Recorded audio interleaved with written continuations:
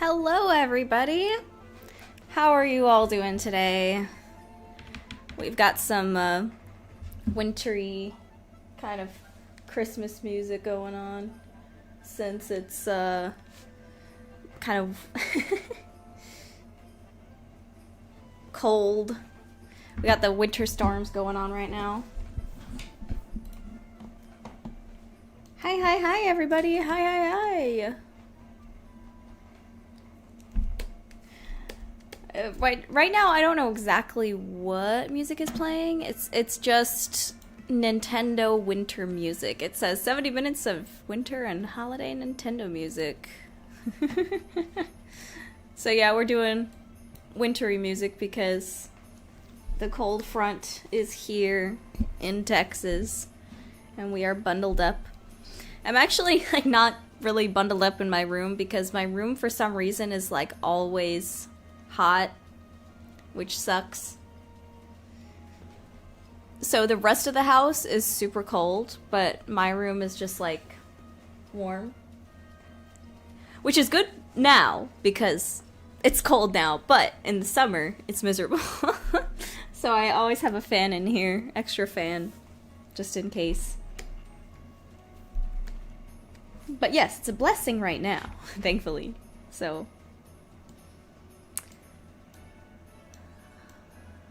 y'all make some good points in the chat. Usually for these kind of work streams, people like to co-work alongside while they listen. So let me know in the chat, what are you all, if you all are working on something while you watch, what are you working on today?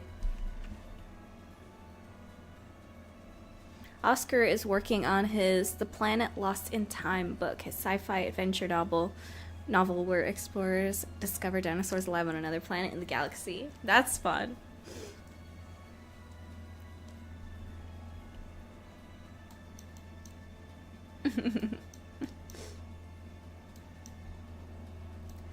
So for context, this is the creature that we're sculpting today. It's a diamol, a kind of creature in my game that, yes, you will get to see in the game and potentially pet them as well. They will be hanging out in the fields by the school. And also, there'll be a creature that you can play as in the board game, or at least you use as like a little figure in the board game.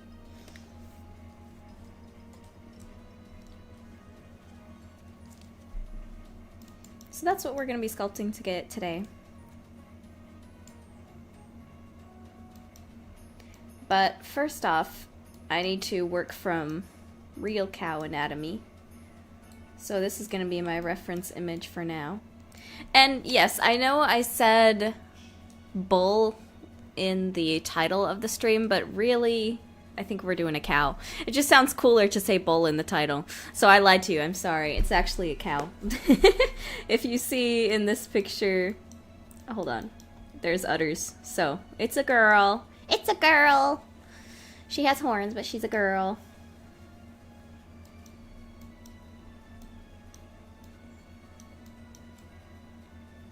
And this is where the milk comes from. So you can have, but the milk is a little different in this world than regular milk because again, this world is so kind of based on like, sorry, excuse me. This world is more based on, you know, gemstones and minerals, and that's a huge part of the diet of all the creatures in this world. So when you're drinking milk on Noives, you don't just want milk, you want extra minerals to sustain your body because Psyquine bodies need more minerals than the human body does. So their milk is sparkly, kind of. It has like different minerals in it to sustain the body. So imagine the milk is like kind of sparkly, I guess, from like I don't know exactly what kind of minerals yet. I wanted to be specific, but I haven't figured the logistics of that part out yet. Just imagine sparkly rock milk. Not like chunks of rock in it, but like tiny chunks, like you sprinkled a whole bunch of salt in it or something.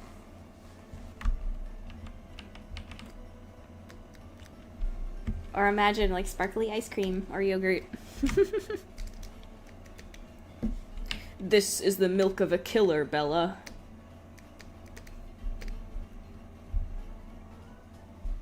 No, not sparkling water where it's bubbling. I mean like literally, physically sparkling in from all of the kind of rock minerals in it. So, yeah, sure, Oscar, sure.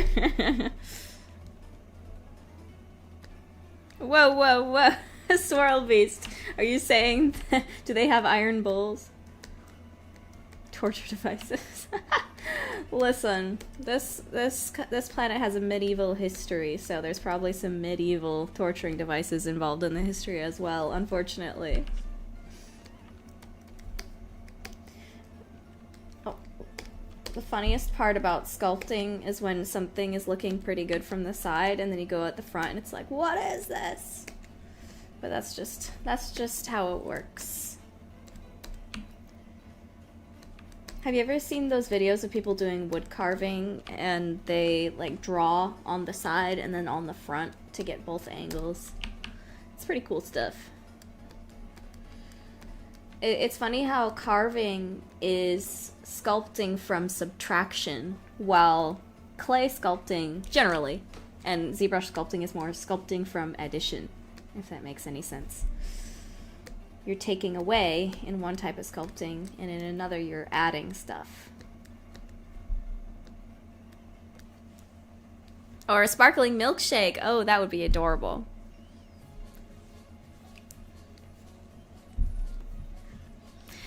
Actually, Taylor, my whole plan was for the Psyquine skin to sparkle, like subtly. A subtle sparkle, like Edward from Twilight, though that was not my intention. But now that I've thought about that, that's kind of funny.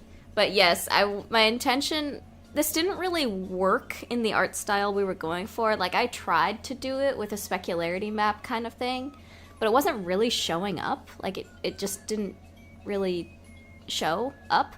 But if we are able to do it, I do want to have that be in the final game, where it's not super obvious, but in certain light, certain lighting, you can see their skin kind of speckle a little bit, speckled, tiny little bit of sparkle on their skin because of all of the minerals they're eating.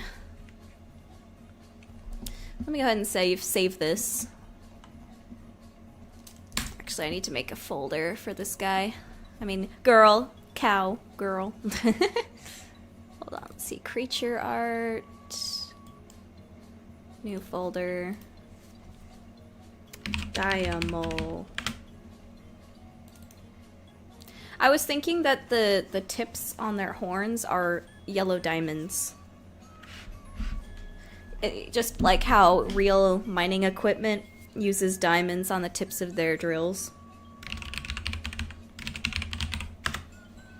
Alright, let's keep sculpting.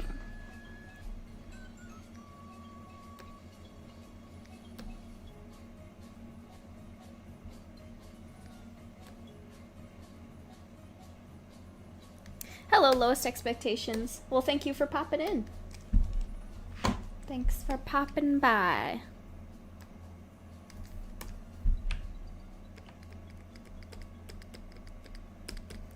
Alright, we've gotten a good block out shape for the front, but now let's, from the side, but now let's look at the front. I have some reference here as well. Aw, look how cute these are. Cute cows. Now, again, my cows are not just going to be straight up the real cows. I'm going to vary up some of the anatomy so it doesn't just look like a cow with horns.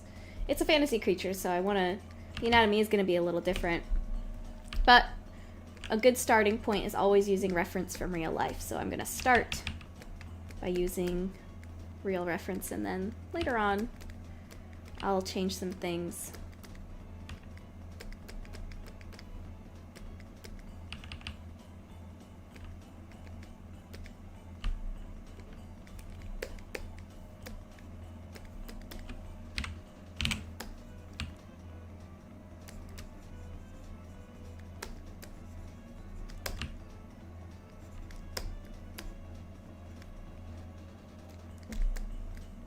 No, animals on this planet don't talk.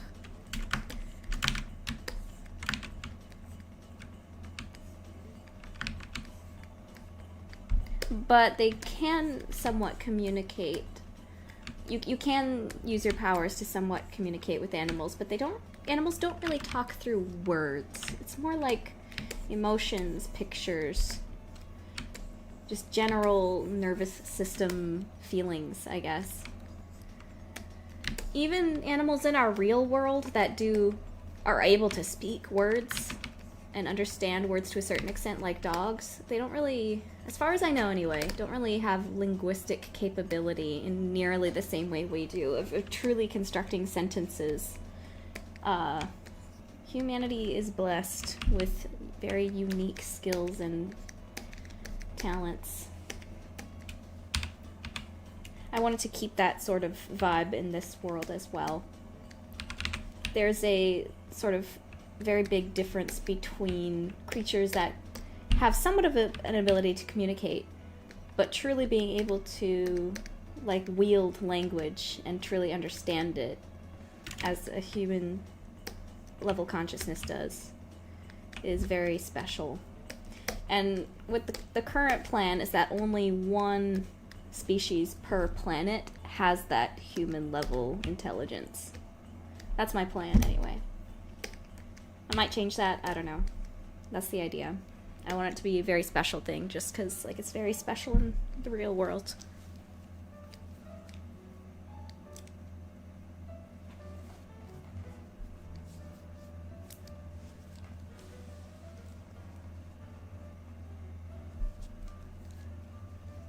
No, Ivana, you really don't have to start with the skeleton and then muscle and then skin. That is if you're going and practicing something. You're really trying to practice anatomy. For a game like for this, no, you don't have to do like skeleton, then muscle, then skin. That's really over the top. It wastes a lot of time. You only really want to do that if this is like gonna be like a really hyper realistic movie with skin folds and muscles moving underneath the skin type of thing. Or like I said before, if you're like hyper practicing anatomy. But if we did that for every single creature we did, this game would never be finished.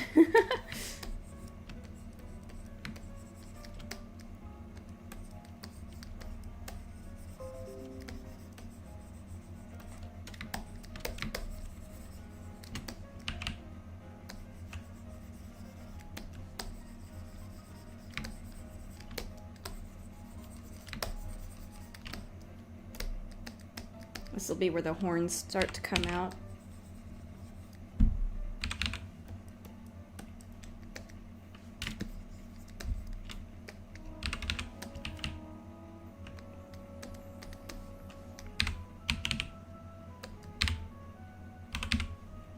Oh, darn it. Trim dynamic.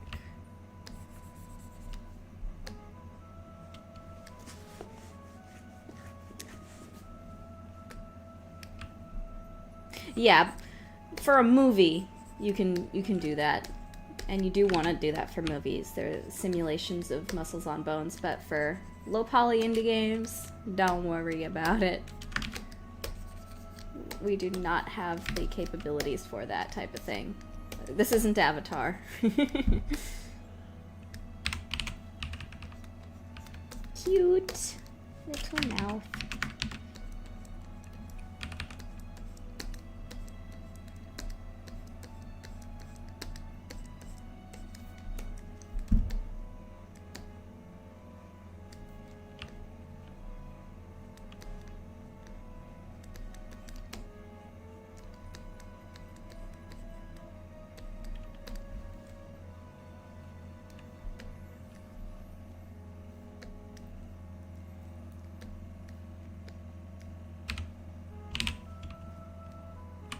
Oh, you mean the puppet skeletons? Like the bones of the animation rig?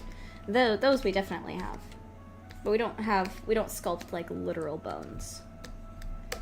We sculpt, we don't sculpt them. We just put in animation bones.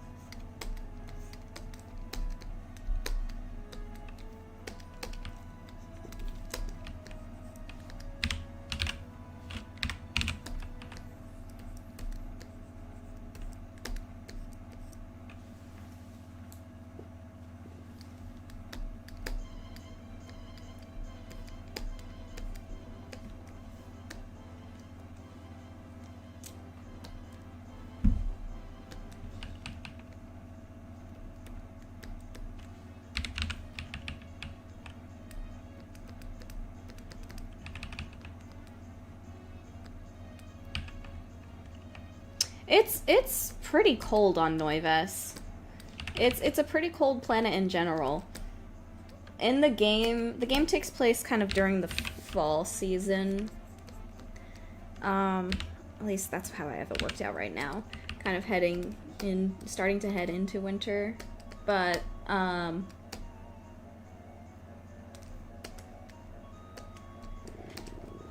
nobody's really wearing a lot of coats or sweaters just yet because they're used to it being pretty darn cold on their planet, you know?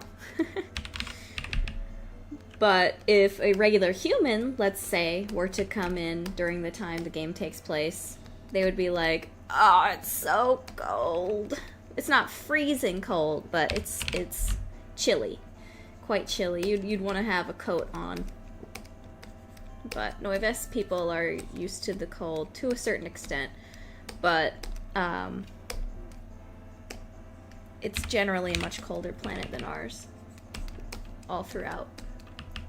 The equator is even chillier than our, like even the equator is chillier than our equator.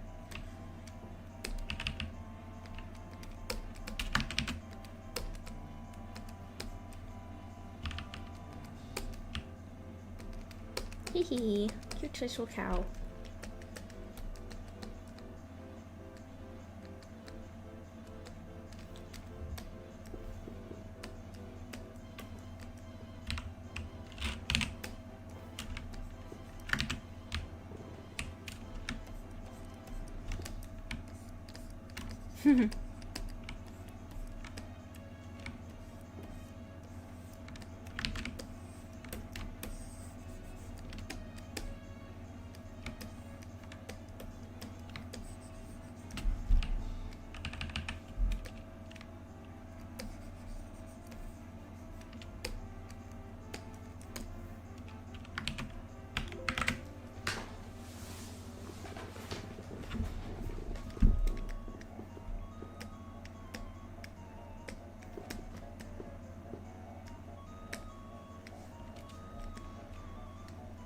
Yeah, you could definitely make ice cream with those cows.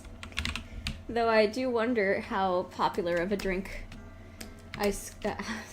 how popular of a drink, it's not a drink, how popular of a dessert that ice cream would be when it's already a very cold kind of place.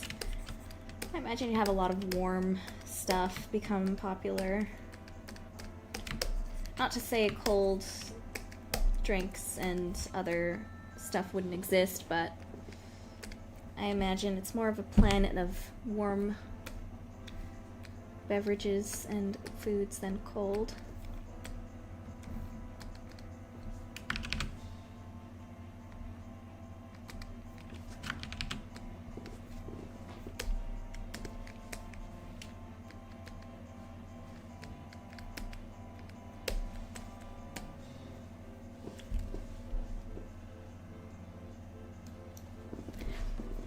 I'd say most of the animals are mammals because of the cold temperatures means it's usually good to have self-regulating thermo self-regulating heat systems.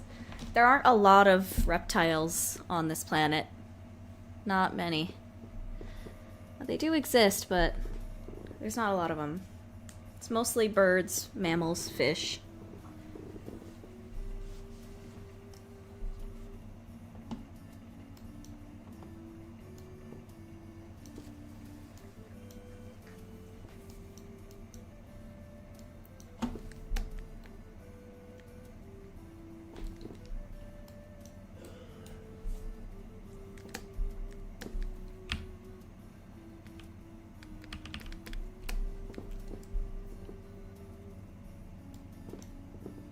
Yeah, it'd probably be pretty salty ice cream.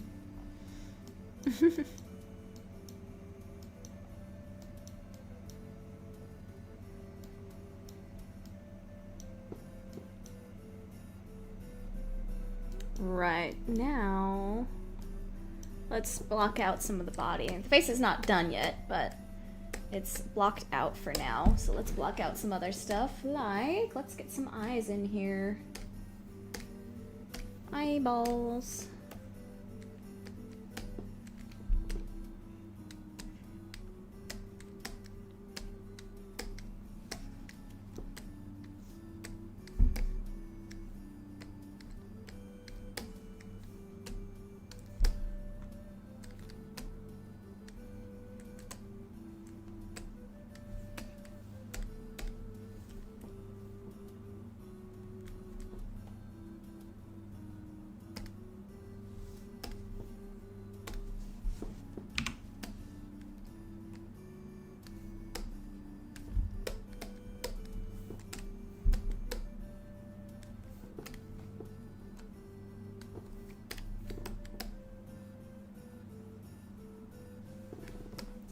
Alright, we've got eyes. We've got eyes! I've got eyes on them. Now let's block in... Let's do the big horns. Now I have to look at my own reference here. Oh yes, insects do exist.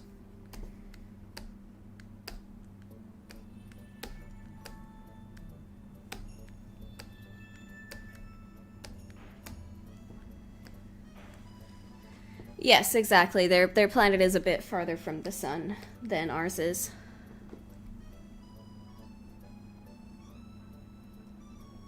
It's not cold all the time. It's just colder than our planet. So, yes, there are deserts. There are... there are deserts. There are hotter places. So the Africa equivalent would exist. But it would be a little different, perhaps, than we would think of a desert. Still hot, but not to the same extent.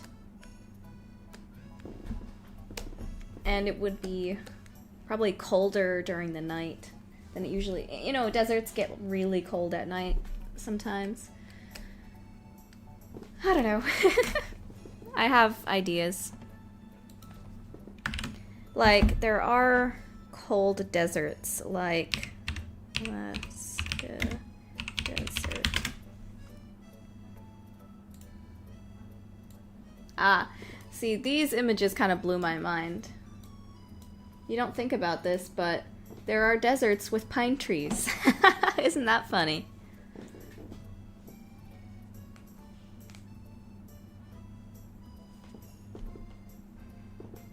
These are some beautiful images, but yes, there are deserts in Alaska.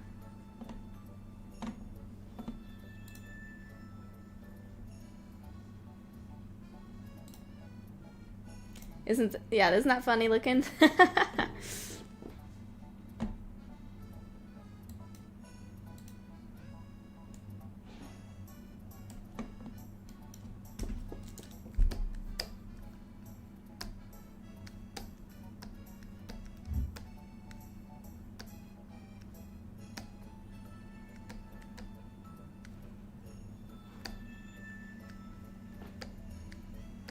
Oh, that's cool, Celestial.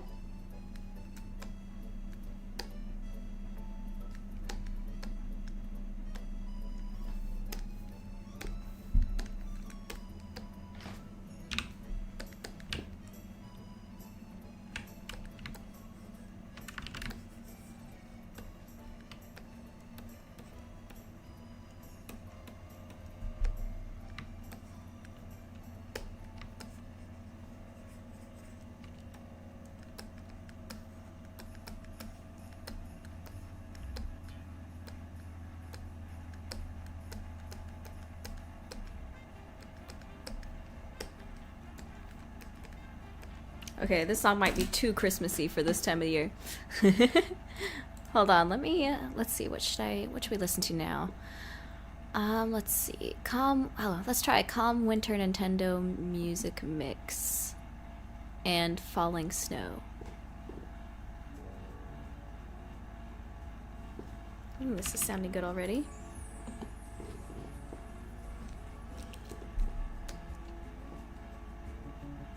What noise?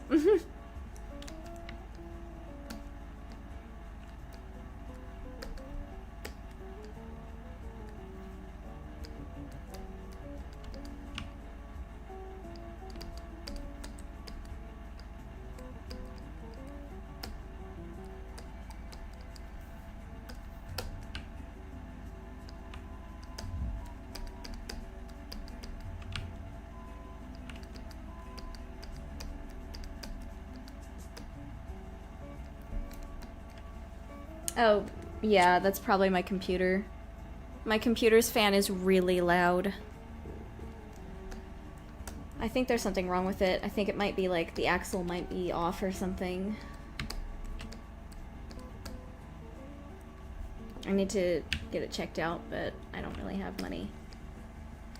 I mean, I could, I guess, go into the business account a bit, but it's really just laziness.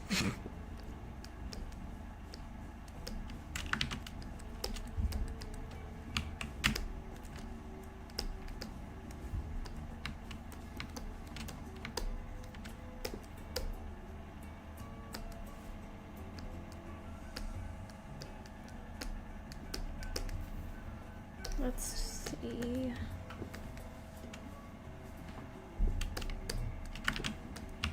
I really gotta get it checked out because it's so annoying, especially on my streams.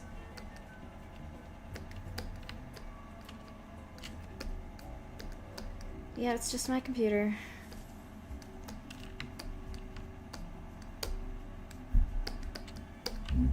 Hello, Ryan Guts. Welcome to the stream.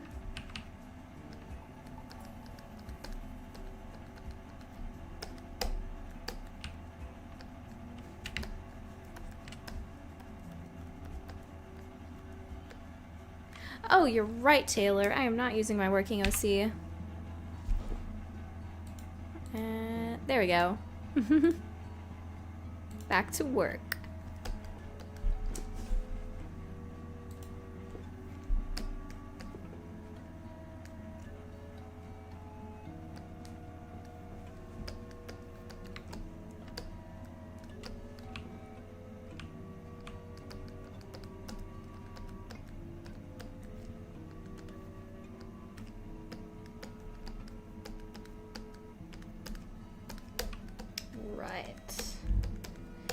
Look at how cool this lady's looking. Alright. Now I definitely need to give her some more polygons here. It's been a bit since I've used Zbrush. Hold on. Dynamesh, I think, right? Yeah. Got it! Let's down the resolution a bit. There we go. Much better. Ryan says, we met briefly on Matt Rhodes' Discord. Was really impressed with your project. Well, thank you so much! And thanks for visiting the stream. Much appreciated seeing people from there over here. Ivana, I'll get to it. I just haven't got to it yet. Not got to the heart on the nose yet. Still working on this one.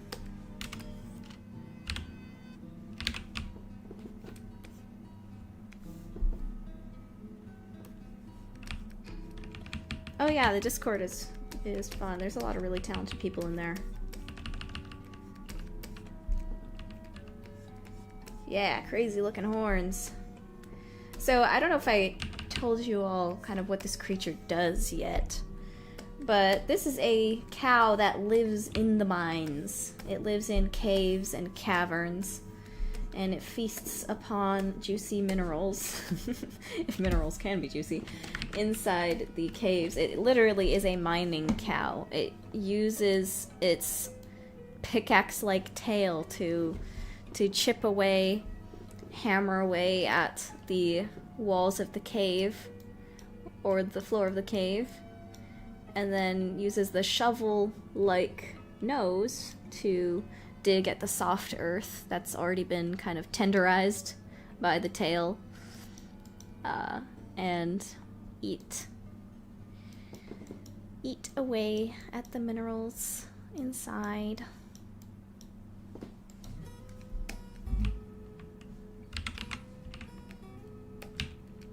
That's the main concept. He's looking a little incomplete without his little ears though, so I'm gonna go ahead and work on the ears for a little bit.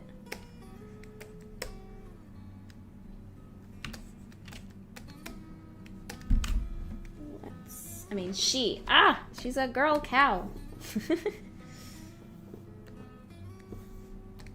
Okay. Ear time. Oh yeah, I didn't talk about it in my creature video. That's true, that's true.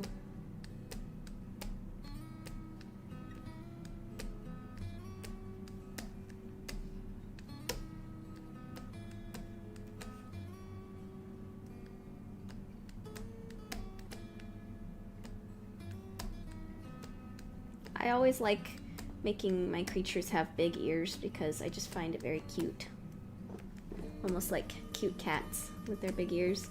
But I can't make every creature have a big ear, or else that would be too samey.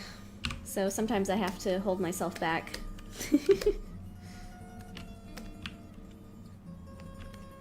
Cows have such cute little ears too. But if we look at, like, is this like a Highland cow, I think?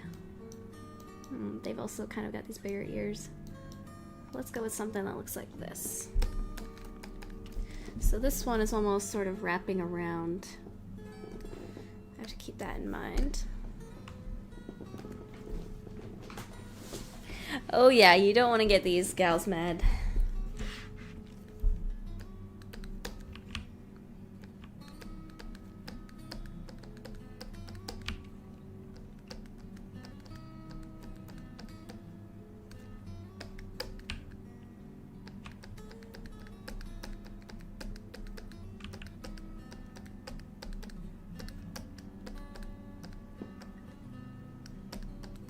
I would say herbivore, if you count eating rocks as...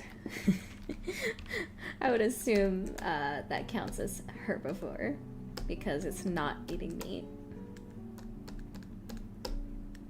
Though, just like real life herbivores, sometimes they're more of an omnivore, depending on the situation. Like horses eating birds and stuff. But... And I wouldn't say that these things only eat rocks, because that'd be kind of crazy. I don't know how a creature would really, this kind of size would really live that way. So they don't just eat rocks or anything. They also eat plants. I would say like cave moss and like cave mushrooms and stuff like that. Also, they sort of work like, was it birds? There's some birds that do this where they eat rocks and the rocks help digest stuff. They like help mush up the food in the stomach. They don't actually like poop out the rocks. The rocks are in their stomachs and stay there and help crush up the food. So these creatures do that too. In fact, I thought it'd be kind of hilarious if Psyquine also do that to a certain extent, but I don't know. Maybe that's a little too weird for a humanoid species to do. I don't know.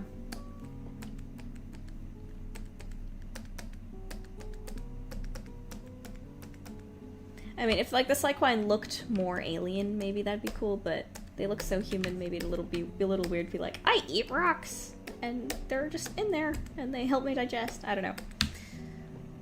Or maybe I'm just being too safe, and that's actually a sick idea.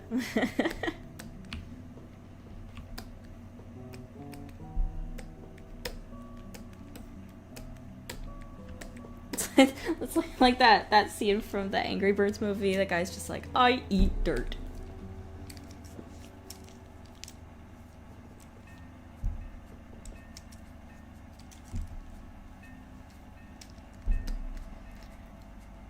The Oscar says the equivalent of eating rocks was a lithivore, as in lithosphere. Interesting. Lithivore.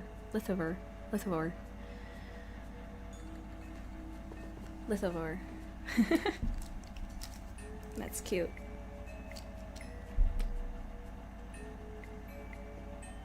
Elephants and gorillas do that too. Interesting.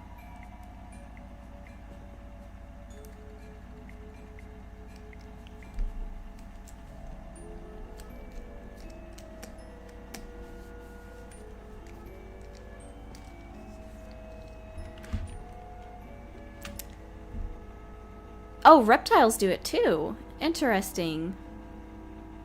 Yeah, because again, I knew about birds doing that, but I didn't remember if there were other animals that did that too. So that's good to know. Crave that mineral. Oh, well, yeah.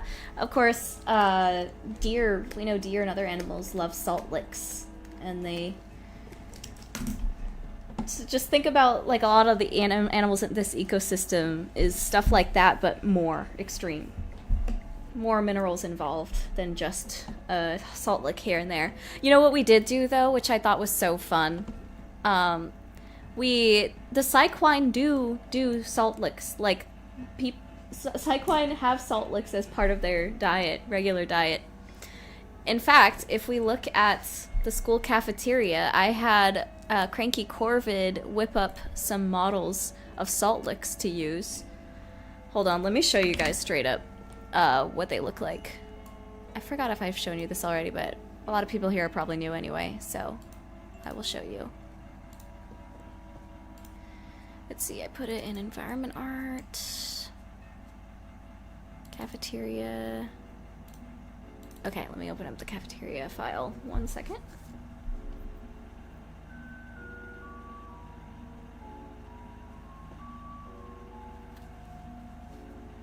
I just realized too that the Psyquine's teeth are probably crazy hardy. They can like chew up certain minerals. But anyway, if we look here, salt licks.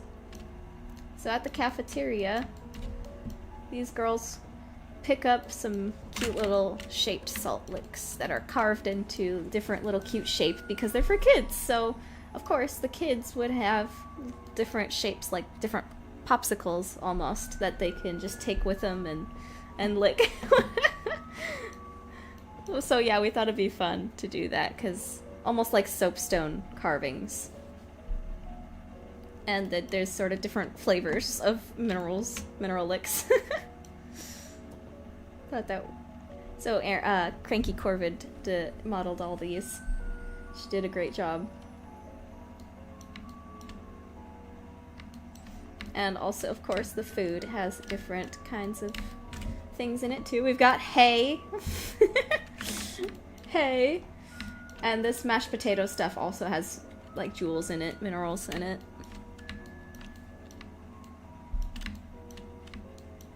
Stuff like that.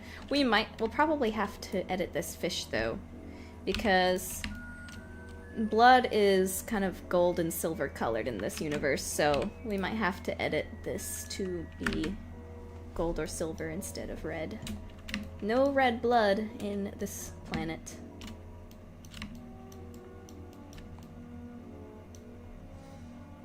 There's like spaghetti over here. So yeah, you know, because they're horses, we had to be fun. We had to do hays for horses. We had to do salt licks. And again, Cranky came up with these foods. She decided to make a horseshoe sandwich, horseshoe burger. Just to be cheeky like that. Patented hay burgers, old family recipe. Hay burgers, huh? Well, these taste a lot like Skinner burgers.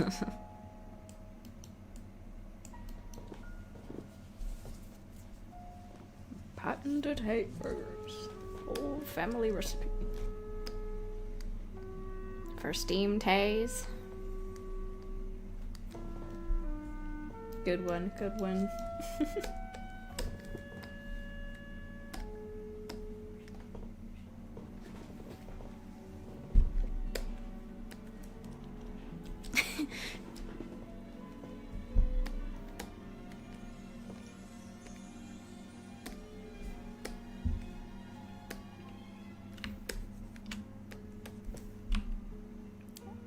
Breath of the Wild music.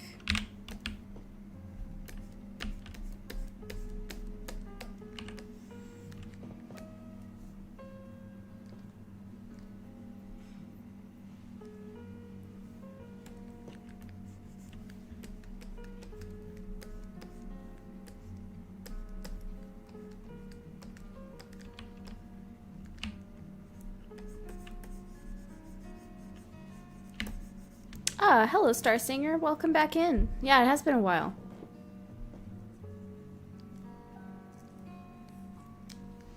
"2026 has been a bit crazy, but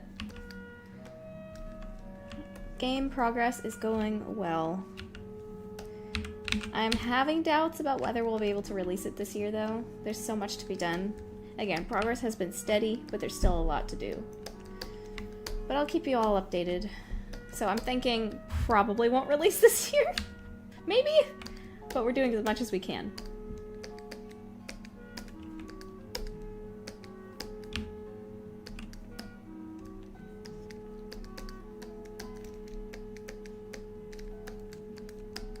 This week I've been working a lot on the teachers' dorm rooms. If you are in the Patreon or Kickstarter backer chat on Discord, I've been posting some pictures of some of the furniture I've been working on this week.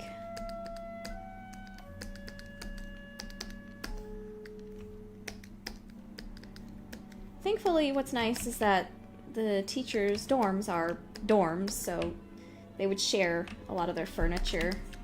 So when I make multiple different dorm rooms, I get to reuse a lot of the same stuff, but right now I'm making those base assets that will be reused in different rooms. And it's a lot of wood, I'm telling you. I'm painting so much wood this week.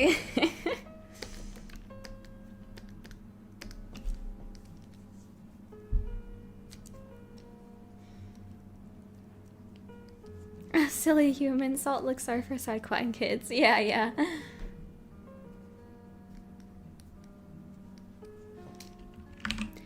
Oh, I will say, some auditions have certainly stood out. But I'm not kind of making any definitive decisions, of course, until auditioning is over, because that would be very unfair to do that. There's some that I've shortlisted, some that have been dismissed, but overall, goodness gracious, it's incredible how many people have been auditioning and how many people are interested in joining the project. I appreciate every single audition because that is somebody who took time out of their day to take the time to look over my script and have an interest in wanting to participate in this project, and that is magical. So thank you to everybody who have been participating in this. It's really, really cool to see. And you can hear the passion too, just like in people's auditions, of being excited and putting their all into it. It's pretty cool.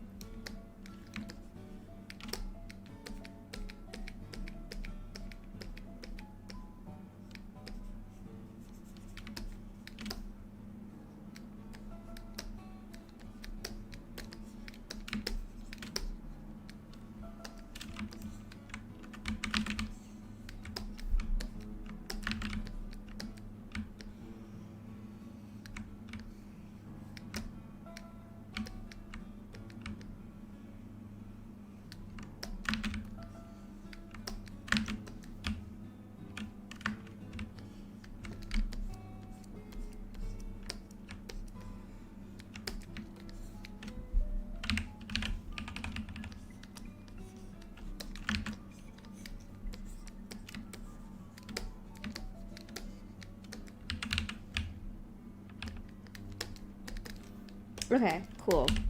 Ears. Ears, cute little ears. Okay, I'm gonna make these a little smaller though.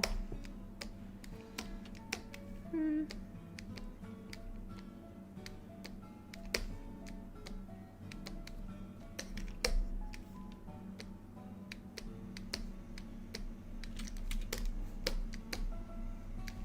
still probably gonna adjust those as we go on, but for now, let's save.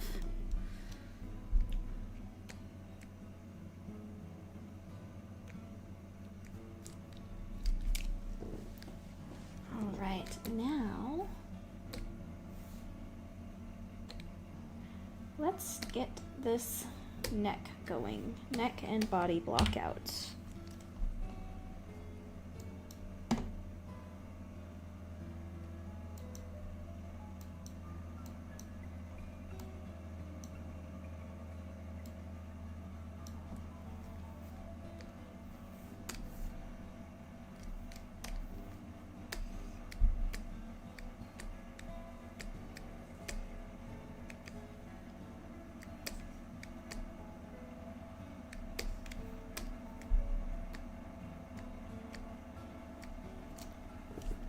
Well, Taylor, I don't think I would really know how many minerals are inside of the candy, but like I said earlier, it would have more than we would in real life.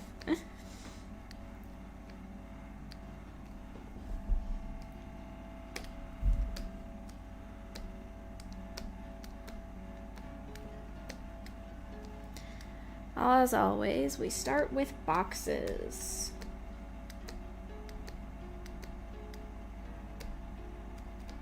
Big fat boxes.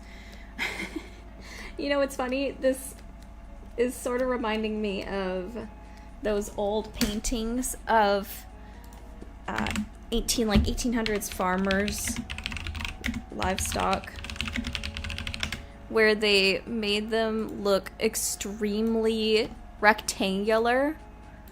Like this. Because apparently that would make them look richer. Because if you've got big fat cows with a lot of meat, then that means you are a great farmer and you make the best cows and the best meat, you know. But it just looks hilarious. It's so ridiculous. This is supposed to be a sheep? Oh, that's so funny. Yes, I'm sure the cow definitely is that filled with meat and is that good. Yes, good farmer you are. And it's that big. The pig is definitely that big. It's the 1800s version of like face tuning. Face tuning your cow so you look richer. Status symbol.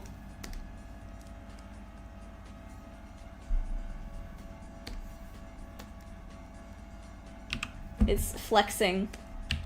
1800s flexing.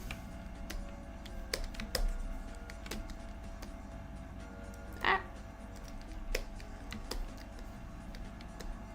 No. Oh, it's the equivalent of those influencers that rent mansions and rent fancy cars for like a single day and then make a billion videos with the house and the car to make it look like they own that house and that car, but they actually don't.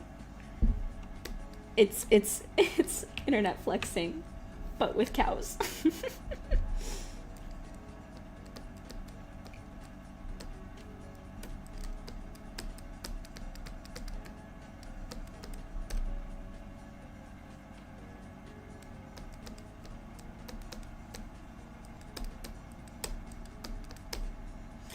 Hold on, I do think I need to thicken the base of the face a little bit here, maybe.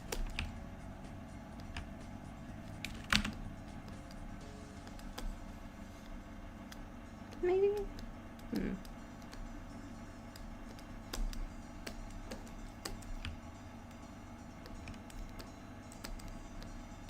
Maybe not.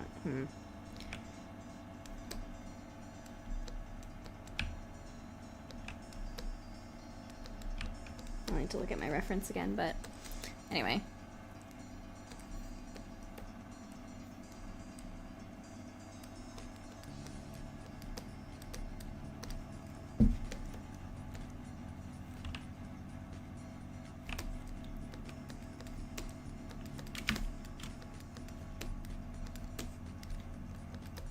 have the fattest cow in the village.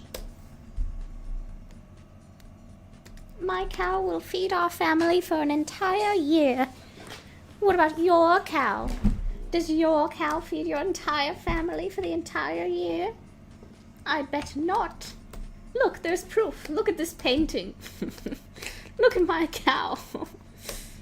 Paintings never lie. Never.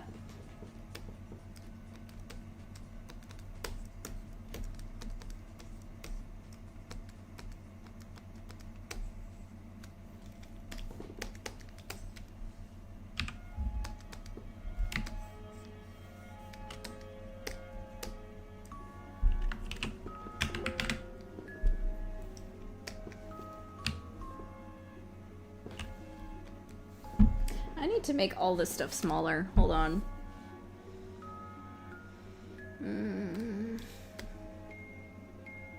There we go. The reason why is because I was already maxing out my brush size and it wasn't very big, so...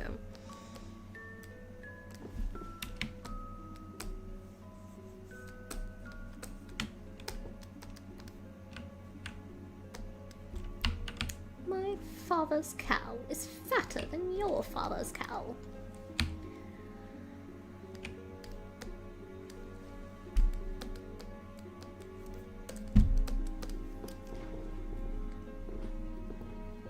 Oh yeah, the brother may I have some oats meme. Yep. That is based on those, that is from those paintings, yep. Yes, I did hear about the new glitch show. I heard that Rubber Ross has been having this in production. I wouldn't say in production, but like as a dream project of his for like over 10 years.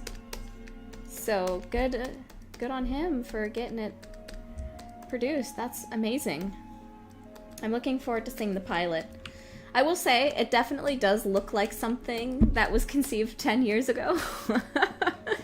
It does have a little bit of that old school, more kind of 2016 internet era vibe to it, but that's not a bad thing. I saw some people criticizing it for kind of looking the same as every other glitch show, but I don't think it's wrong for a company to have a specific vibe or type of themes that they like to do consistently. There's not really anything wrong with that. That's like saying, oh, that Disney movie is about a princess, but then this other Disney movie is about a princess? Damn, these guys are hacks, you know? I don't think there's anything wrong with that, inherently. I think their shows are still varied enough where it's not, like, getting tiring. IMO, but we'll have to see the actual pilot come out before I can make any judgments. I'm just gonna wait till it comes out and see what I think. But I hope it's good. Hope it's good.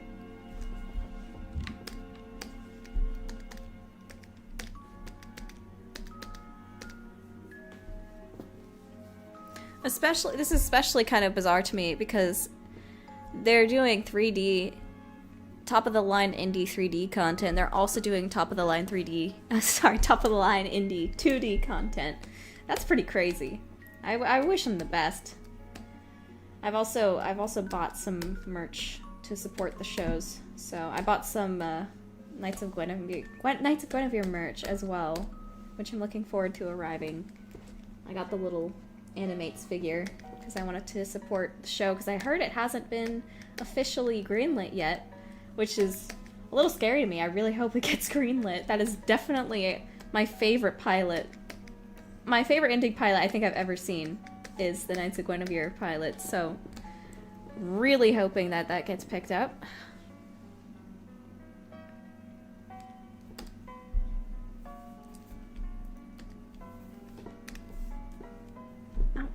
Dang it. It's doing this thing again. There we go.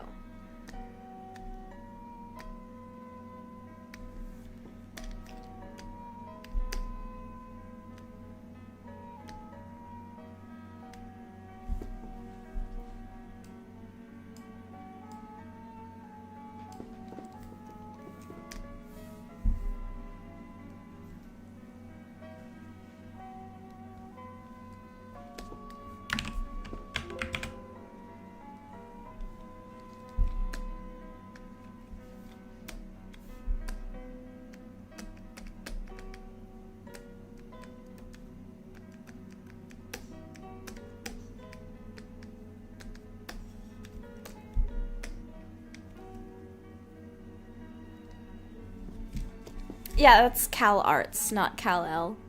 Oscar's right, Cal El is Superman.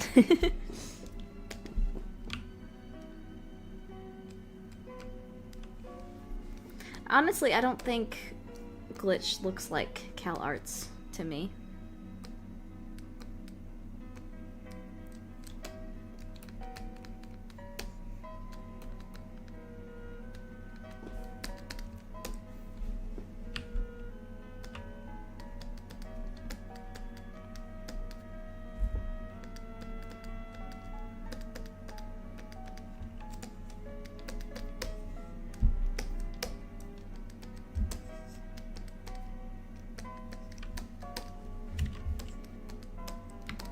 Guys, I am so excited for Resident Evil 9. I know I'm gonna hate the horror parts, but I've gotta play that game. I've gotta get over my fear.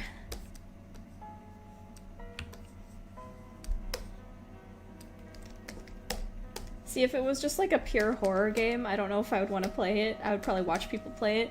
But there's Leon in it, and the Leon sections are Resident Evil 4 action style segments, so I think I will be able to survive if I have the balance between action and horror. I think I can do it. I can do it, guys. I can do it!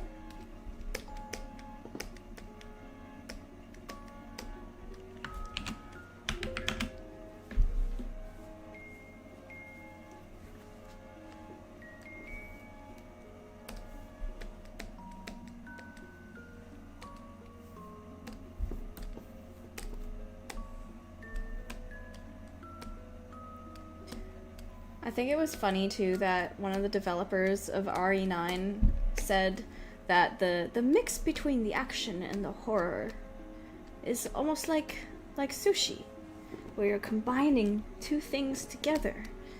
The salmon and the rice coming together to make something even better as a whole. That was just really it was funny to me because there's been this meme going on for a while that says, like, in order to explain something to an American, compare it to a burger.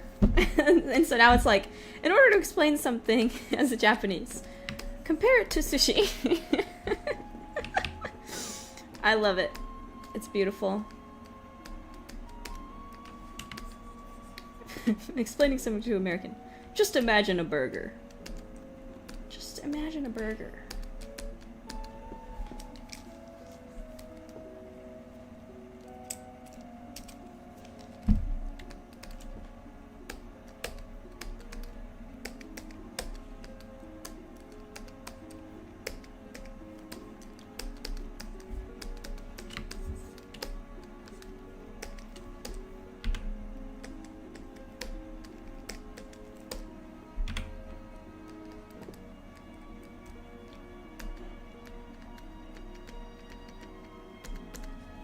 Hold on, let me see if I can find examples of that meme. I don't think I, like, explained it very well.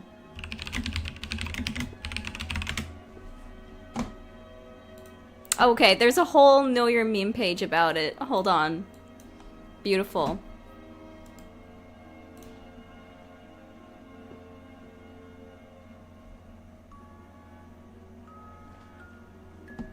Hold on.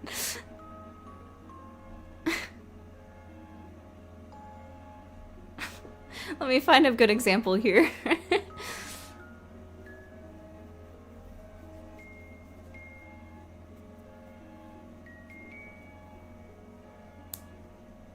Okay, a lot of these memes are kind of political, so hold on.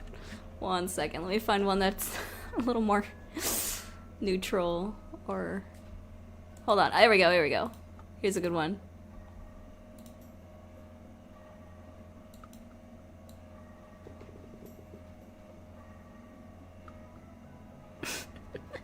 Biggest indicator of US decline. You could buy 6 Big Macs with 1 hour minimum wage in 1980, but today you can't even buy one, despite minimum wage more than doubling.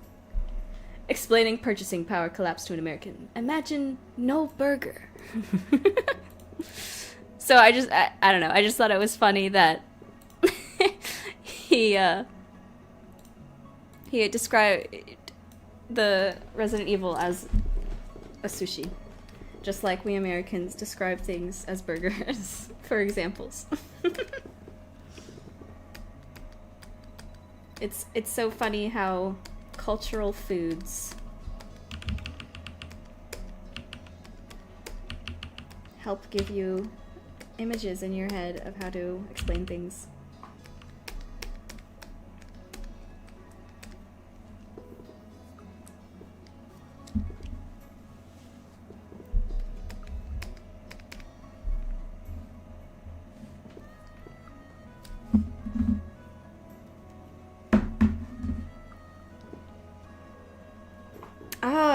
I've been hearing about Darth Maul, Shadow Lord. I'm not someone that really particularly cares for Darth Maul as a character, so I would say the reason that I'd be excited is because it's more Clone Wars stuff. I'm excited for more Clone Wars type stuff, so sure. As long as it's good. I don't know, man. Star Wars has really been a mixed bag recently. Yes, I've heard that Kathleen Kennedy is out now, but I don't know enough about her to know how much of the quality decline is necessarily her fault. Because sometimes it can be a factor of a lot of things. I just don't know. I don't know enough about this to make any snap judgments. But I would hope that, yes, change within the leadership will lead to good change in the actual media pipeline down the line. So we can hope. Indeed, I hope that we get better Star Wars content, cause man, it's been kind of bad. It's been kind of bad. Let's be for real. The best Star Wars, I've said this before and I'll say it again. Some of the best Star Wars content we've had in years are the Jedi Fallen Order games. That is like true Star Wars Kino right there. Kino.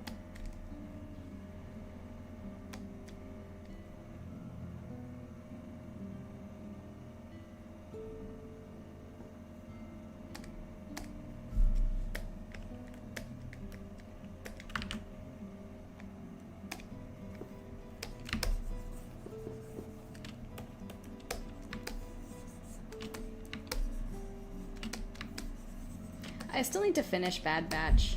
Admittedly, I kind of was pretty meh towards it. Mostly because I felt like... I watched the first few episodes of it, and I just felt like the main characters were very sort of stereotypical, very one note. But I could be wrong. I might have to go back and watch more of it, but I don't have Disney Plus right now, so... Whoops.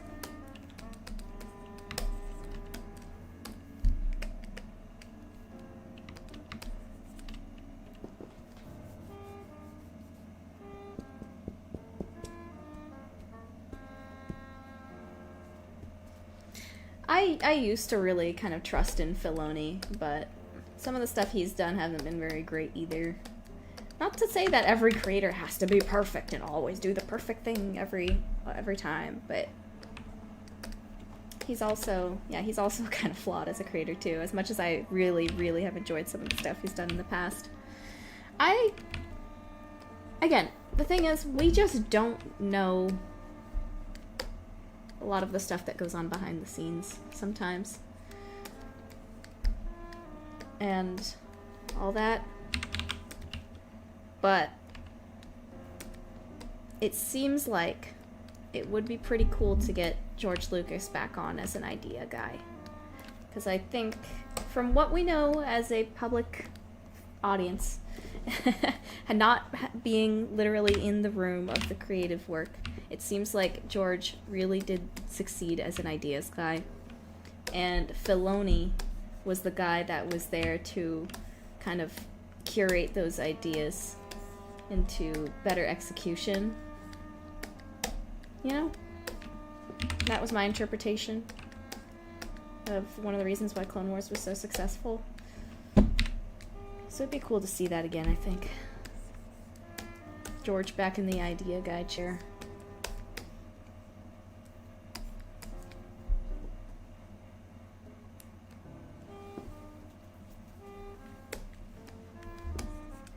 Yeah, we're not gonna get into politics on the stream or anything, but I can see why people were frustrated about her turning stuff that shouldn't be a mouthpiece into a mouthpiece. I don't know. I don't know enough about it. All I can say is that the actual quality of the content that was coming out during her era was not great. Some stuff was good, most was not. So that's all. Yeah, that's all I can really say.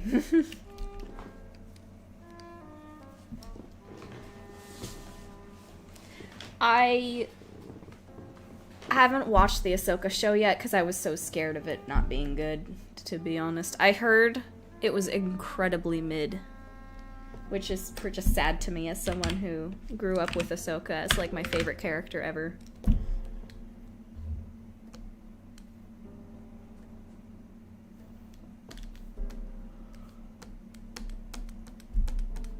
I just kind of hate in general what they've... There was some of this in Rebels too with Ahsoka, where it feels like she's not even really the same character anymore. She used to be so quippy and sassy and fun. And I understand with all the stuff that she's been through that she's gonna develop and she's not gonna exactly be the same personality anymore. But it does still feel like she's not really even the same character anymore. She doesn't have the same fun to her that she used to have. So, I don't know. Does anyone else feel that way? They just kind of, it feels like they just sort of turned her into a generic Jedi, generic wise Jedi lady instead of Ahsoka.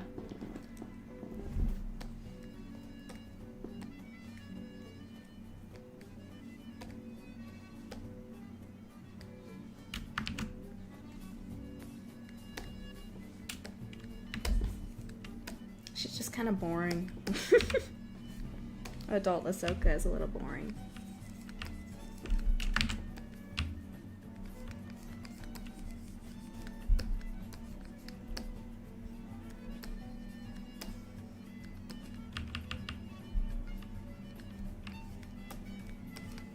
Maybe I'm tripping.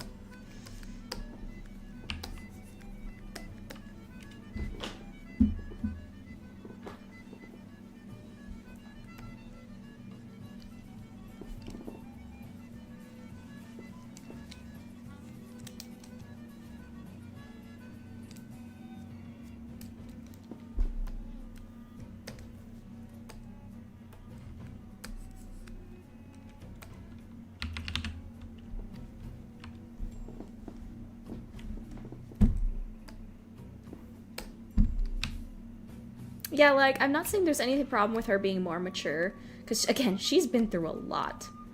But, you can do that without feeling like it's literally a completely different character, I suppose.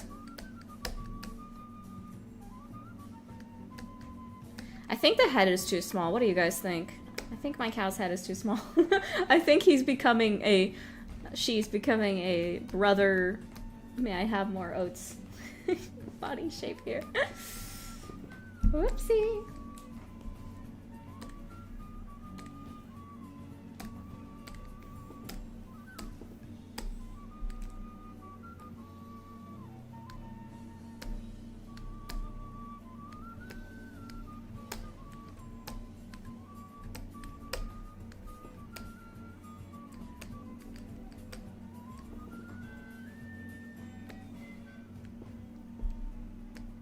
Yes, too small. Okay, for sure. The thing that kind of sucks about Zbrush is that it's sort of hard to resize stuff easily. We have to kind of do a whole process here. 1 second. I have to, like, make this stuff invisible. And then I have to do this. Okay, wait, where did the... It's all the way over there. Damn it. Okay. Here we go. Oh, that's not right. Oh, that's not right.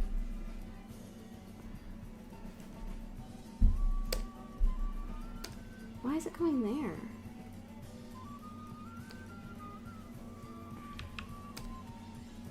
Okay, that's why. Block. And then bigger.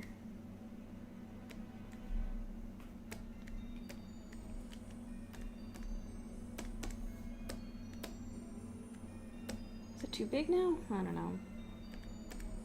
Hold on. A little bit smaller. There we go.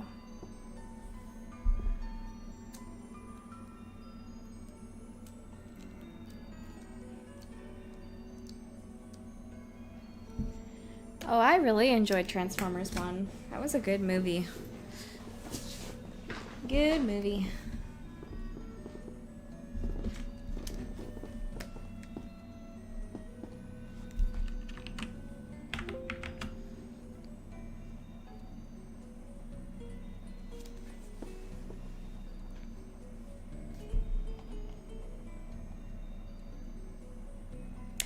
Oh, Scotty Morris, welcome to the chat. I agree. I prefer sculpting in Zbrush for sure. I used to prefer Blender, but it's not really good for doing a lot of really high poly stuff. Though I have heard that they're making changes that would help with that, so I don't know.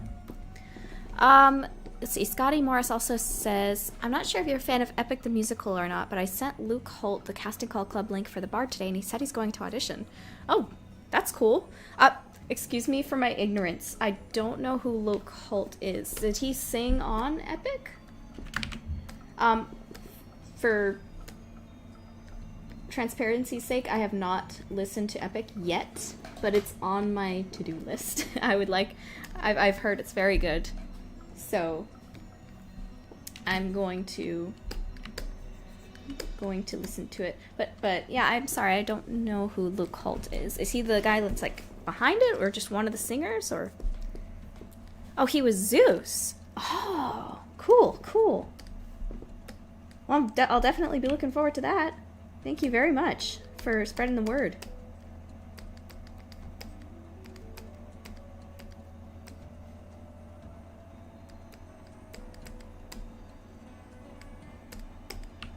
All these auditions have been so fun to listen to. Everybody's kind of putting their own sort of emotions and sort of interpretations on the characters. It's really fun to listen to. It's gonna be so hard to choose who to cast. That's always the most brutal part of these things, is that you wanna have everybody be a part of the project and feel like they're contributing, but you can only pick one person per role, so it's gonna be brutal process to go through, but at the same time it's gonna be really fun to really feel like we've nailed who's gonna be who. I really feel like we've gotten the soul of the character casted.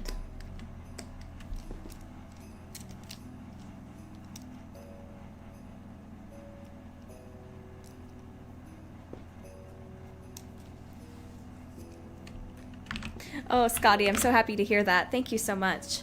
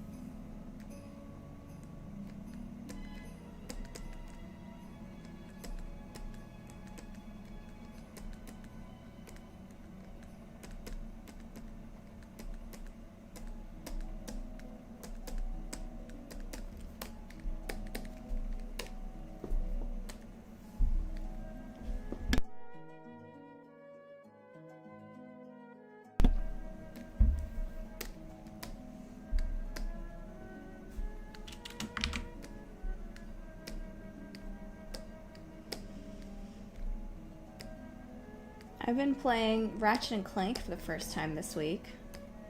The original one, in the PS3 collection. It's been pretty fun. But I will say, this is a personal gripe of mine. Because I've also played Jak and Daxter 1, and I played like 3 of the the first 3 Sly Cooper games. That era of platformers had this very annoying habit of throwing you into vehicle levels that sucked. And you had to do them, like, perfectly to continue with the game. I hate those so much. Maybe it's because of all the bad memories and flashbacks I've had to vehicle levels in Lego games when I was a kid and them controlling horribly. But, I do not like those old school platformer vehicle sections. They suck. I was playing the hoverboard race in the first, Ratchet and Clank yesterday, and it was awful.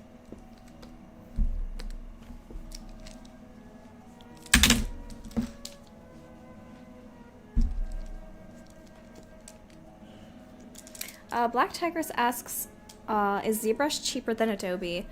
Oh boy, I don't know. They're both pretty terrible, to be fair. They're both pretty bad. But I don't think Adobe has a sculpting app that's this good. Does Adobe have any sculpting apps?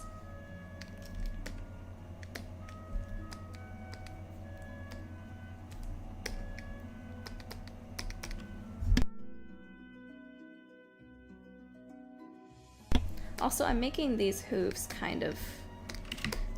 They're really rough for now because the final creature doesn't even really have hooves like this. The creature has these sort of... I was thinking like tri-hooves or something that's almost like triceratops feet type of thing. I don't know. I'm still kind of working out exactly what I want to do with those feet, but for now I'll just put temporary hooves here as I work on this.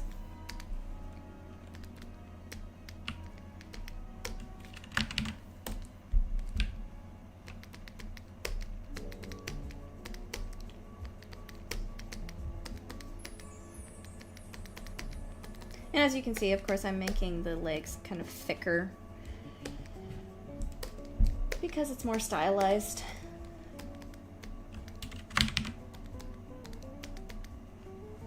Though these legs are a little too long. I'm gonna have to shorten these.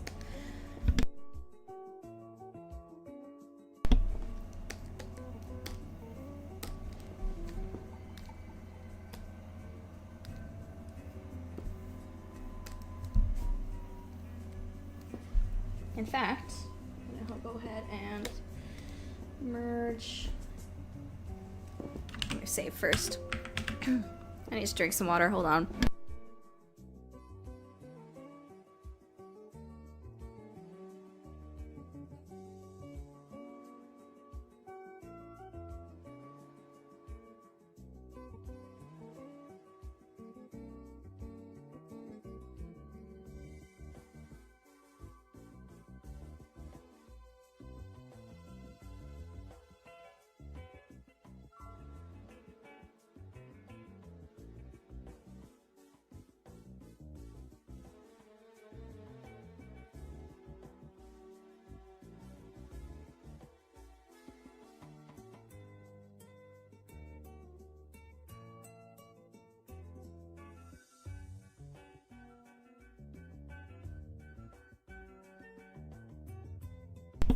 That is really cool, Scotty.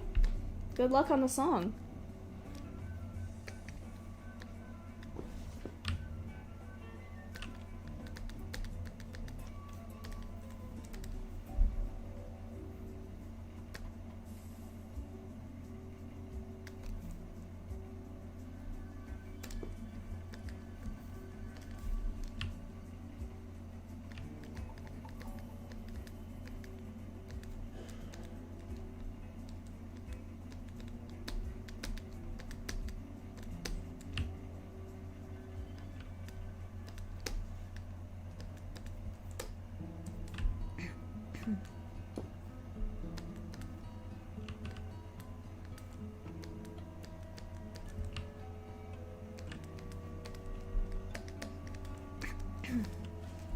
Okay. Now I'm gonna duplicate. Wait.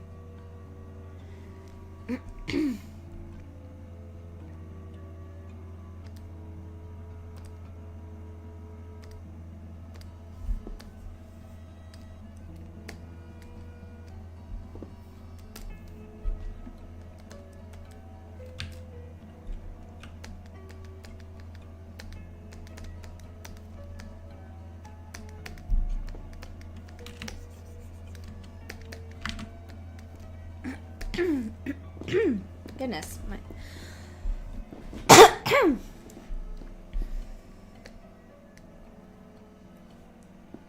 oh yeah, that might be too far forward.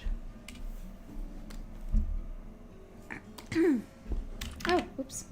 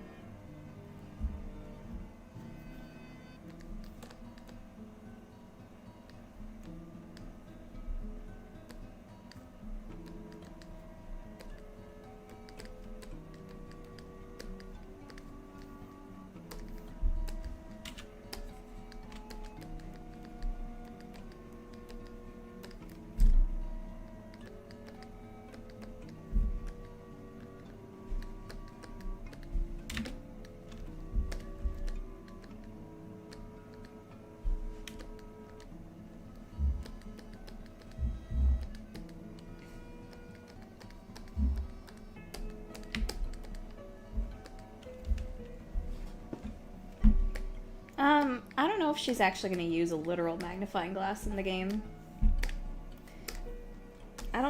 There's not really any plans for it in the script, so.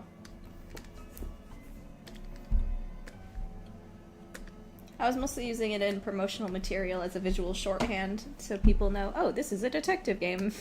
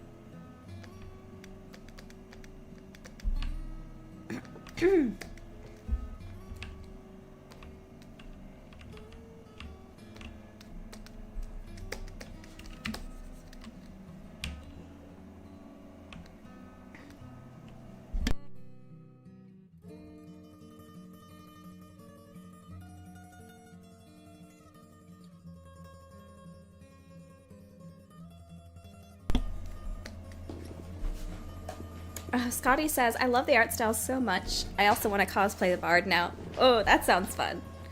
I've been very excited to see if people will cosplay the game. That's going to be really fun. Really fun.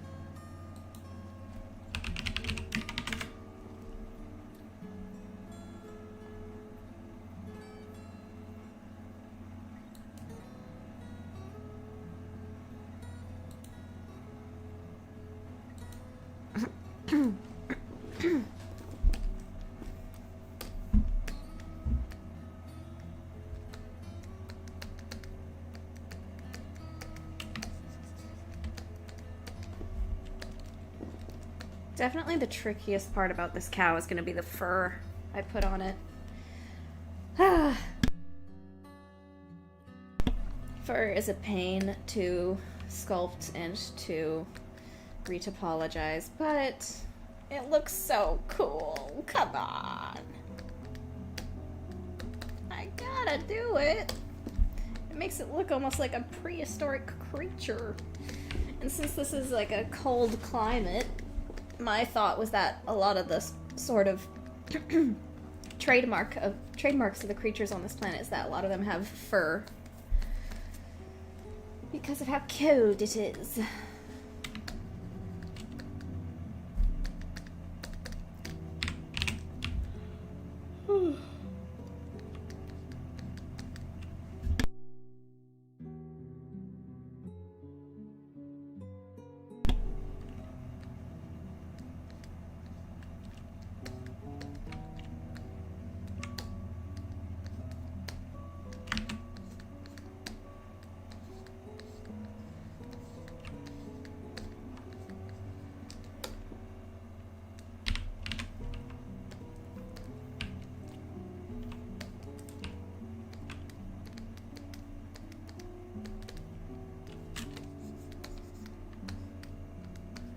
Goodness, this is all crooked.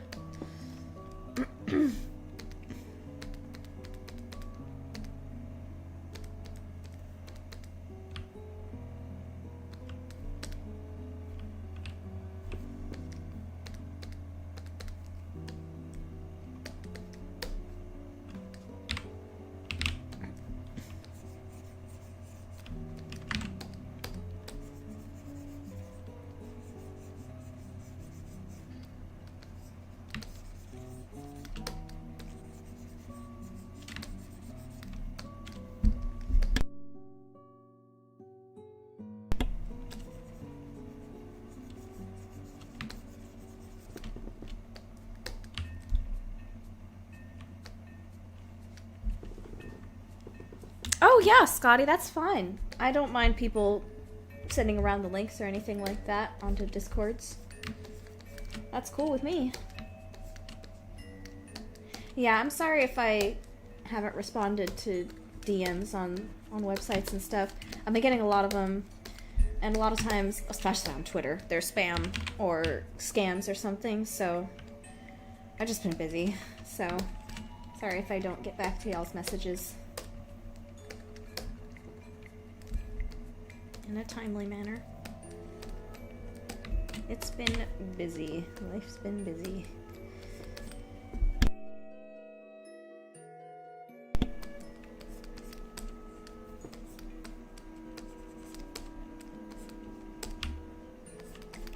I feel like I've been fiddling on these legs for a while, but that's the sculpting life.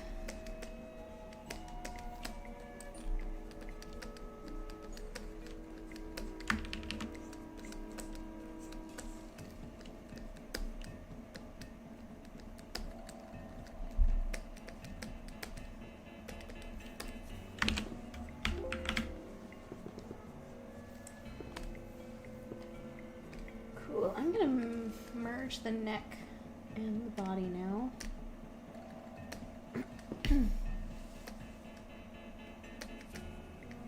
I gotta keep the legs bent like this because it's better for rigging purposes.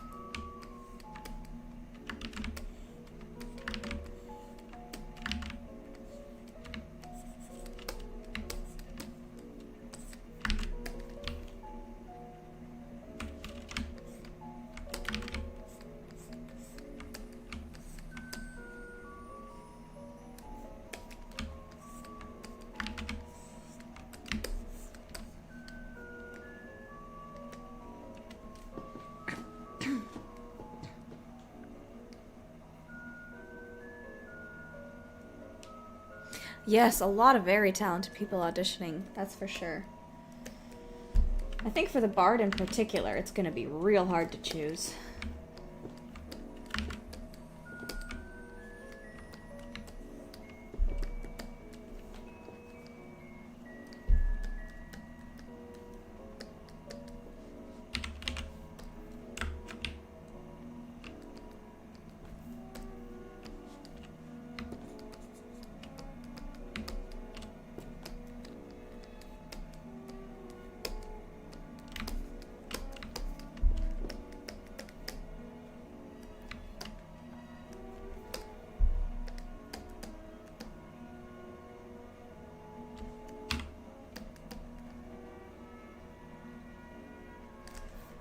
I'm gonna merge, let's see, I'm gonna merge the front legs together.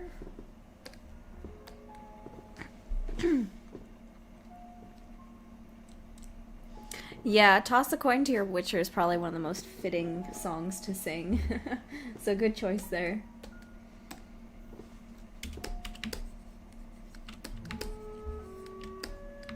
The reason I didn't have specific songs outlined is because I figured that a lot of singing voice actors might already have a singing reel finished, so I didn't want to pressure those people to have to sing another specific song that they might not know. So I don't know if that was the correct choice or not, but it's been really cool seeing what songs people pick out.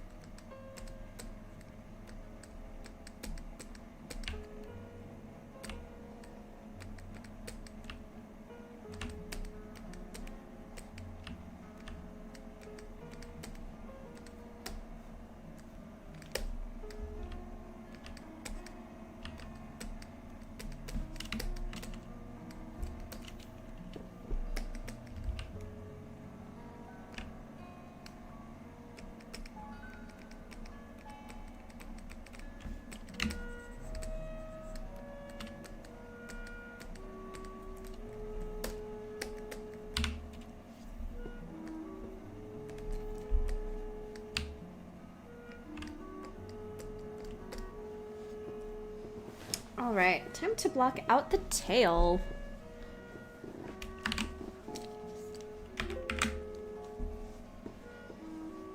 Oh, Oscar, I would love to have your help in that sense. I'm probably going to have, at some point, a call for beta readers. Again, though, I'll probably choose people that I already know, at least to some extent, and trust. I might also have to have you guys sign like an NDA or something, just in case. I don't know. For friends I already know, I'm probably not gonna have you have to sign an NDA, but...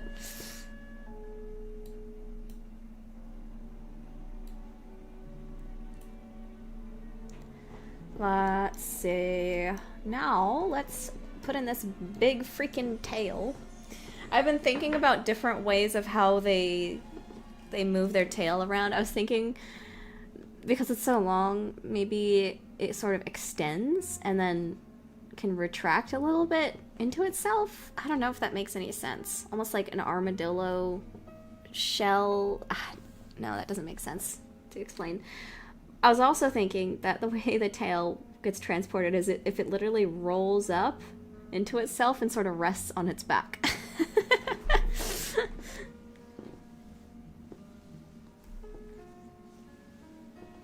Cherry Honey says, popping in to say that my mother finds the stream and your art cool. Have fun time sculpting. Thank you so much, Cherry Honey, and thank you so much to Cherry Honey's mom as well. I'm glad you enjoy.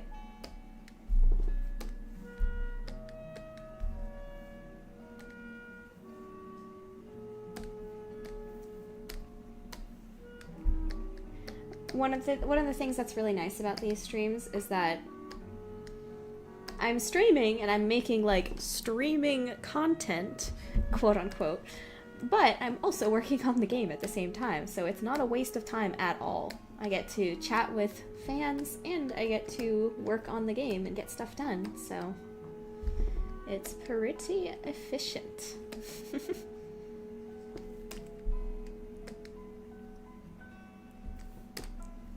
I think as game devs, it's for the best that a lot of our streaming is literally working on the game, because what is really the point of watching an artist or game dev stream if they don't actually do what they do, if that makes sense? They're not actually doing what that entails, because anybody can stream playing a video game, you know, but not everybody can stream doing game dev work, and it's really educational, I think, to show as well. At least I would hope it is. So I think it's cool when people use the talents that they have to make their streams more unique and fun.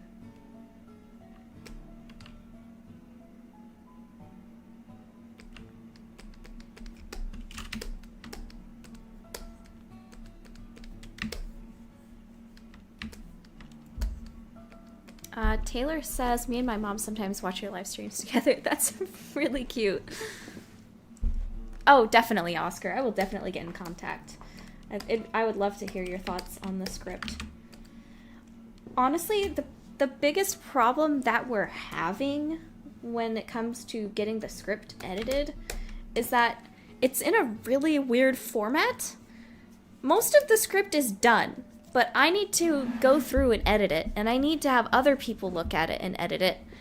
I can edit it because I know how to navigate it, but if I'm gonna hand it over to somebody else, how on God's green earth will they know how to edit this beast? Because there's so much context of what's happening in the game that's kind of needed to know, and also the format that it's in is like a Google spreadsheet, but also it's in the format of almost Unreal Engine nodes that are connected together to form dialogue trees. It's weird. But Caius and I are trying to figure out the best way we can to put it in a format that editors will be able to understand. Because this is such a story-based game that it's really important that we have proofreaders and editors on it. But how do you do that for this for a game script? It's a little complicated, but we're working on it. We're working on figuring it out, and once we have it in a format that we can send to editors and proofreaders, we'll let you know.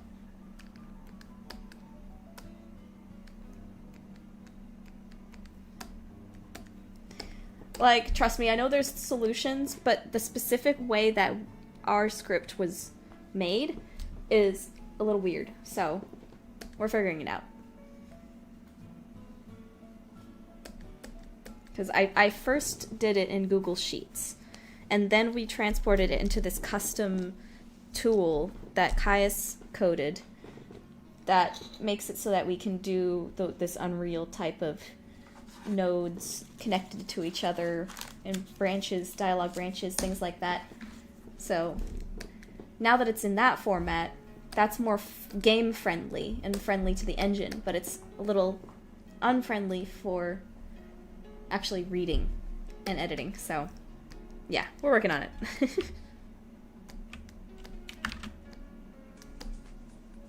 Because Lord knows editing is one of the most important, if not the most important part in the story writing process. But man, I really am excited to see what proofreaders and editors think about the mystery and the story and all that. I think as the writer, as the writer, I think it's great. I'm really excited about this story, but no story is ever perfect, and every story needs edits, so. Should be interesting to see what happens.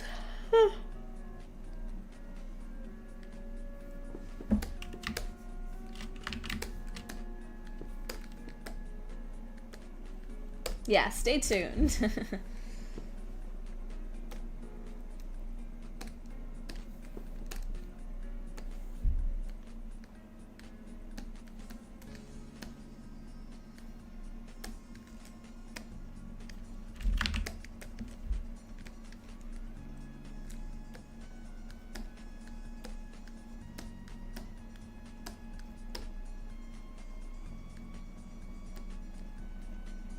By the way, y'all, I thought I should mention this. I am not going to be able to keep the Kickstarter backing open forever. At some point I have to close it. So I recommend if y'all want to back and support the game through Kickstarter, to do it as soon as you can, because I can't keep the late backing stuff open forever, especially as more orders get sent out. I have to know, like, for sure, you know, who I need to send orders to and all of that, and lock in addresses and all that. So just letting you know, forewarning, if you're planning on being a late backer, to do it soon. And then later on, I'll probably open an online shop for merch and stuff like that for more support. And also, I really need to kind of get back to my Patreon and update my Patreon with better, more fitting tiers and rewards and stuff. That's something on my to-do list. So yeah, just letting you know. Might be within the next few months, actually, that I close the late backings. Also, I've been reaching out to more publishers and submitting the game to more publishers. So it would really be helpful to have more funding for voice acting and for marketing, and especially localization. Because, as I've said before, as the script has been expanding, I don't think we'll be able to have full voice acting anymore. Because the script got a lot bigger than we thought it was going to be.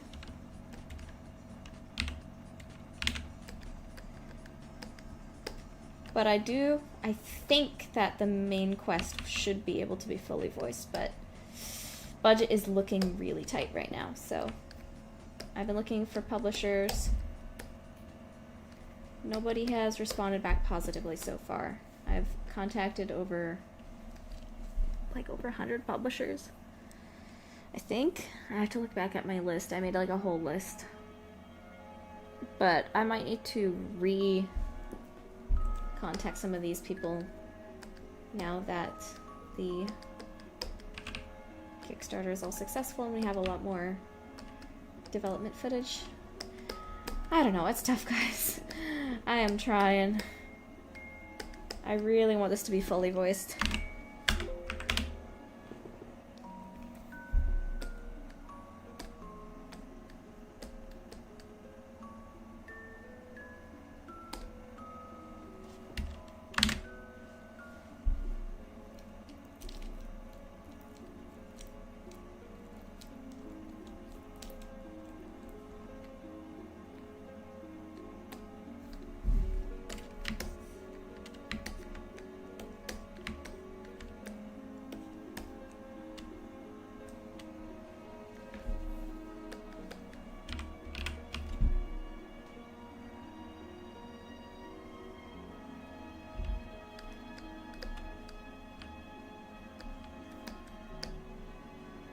Thanks.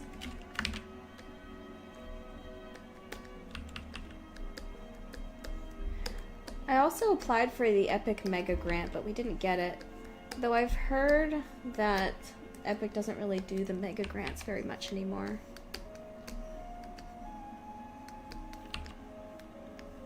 Which is a real shame, because I could really use it.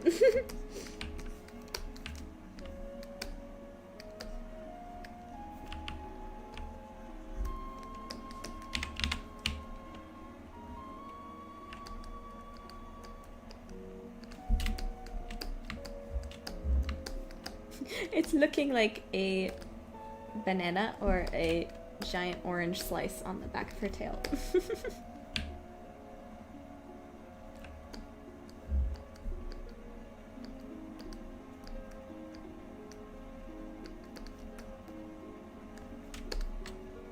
I think this music is from Twilight Princess, isn't it? Yes, I am using Unreal Engine 5.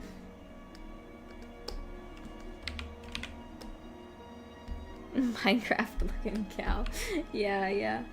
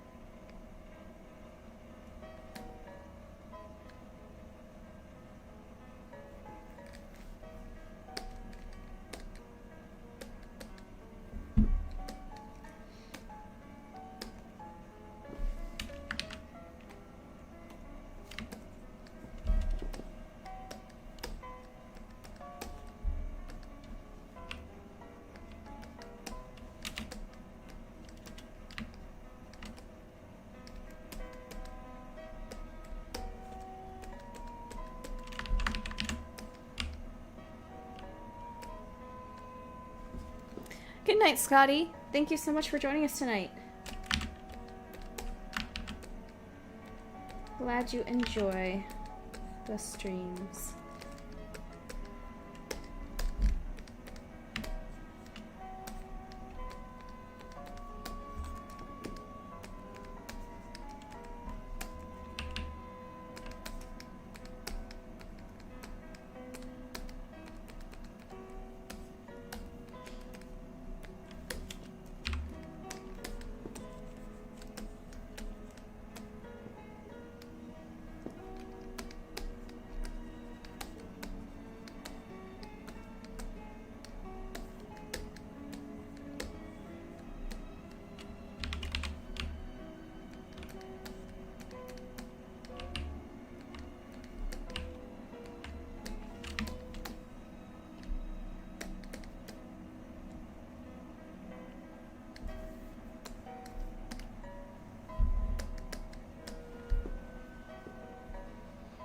Okay, what now?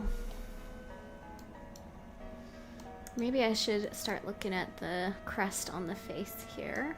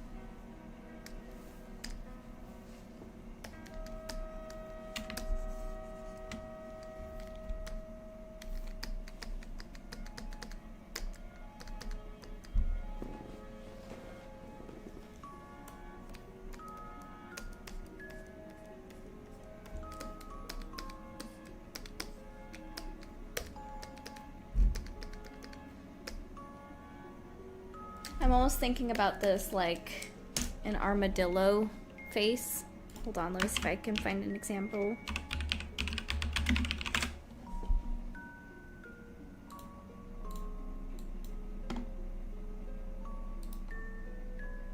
Ah, here we go. See how there's sort of the scale over the top of the face? That's sort of what I was thinking. Sort of what I'm thinking.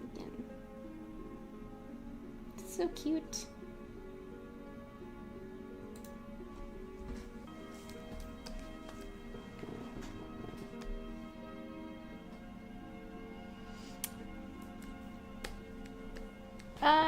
The ridge is for those reasons, for protection, but also I would say part of it is this little slant here in the middle. One sec, let me see if I can kind of visualize this better. For when they're digging with their little horns here, as they're digging, there's this sort of arch here that has the dirt fall off so it doesn't stick on the top. Let me see if I can visualize this better as I sculpt. One second.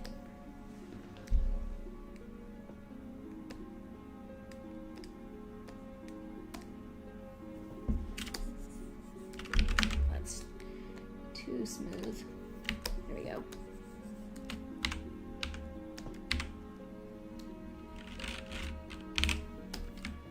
Yeah, my idea is like there's this ridge here that when dirt falls down, it pushes it to the side off of the face.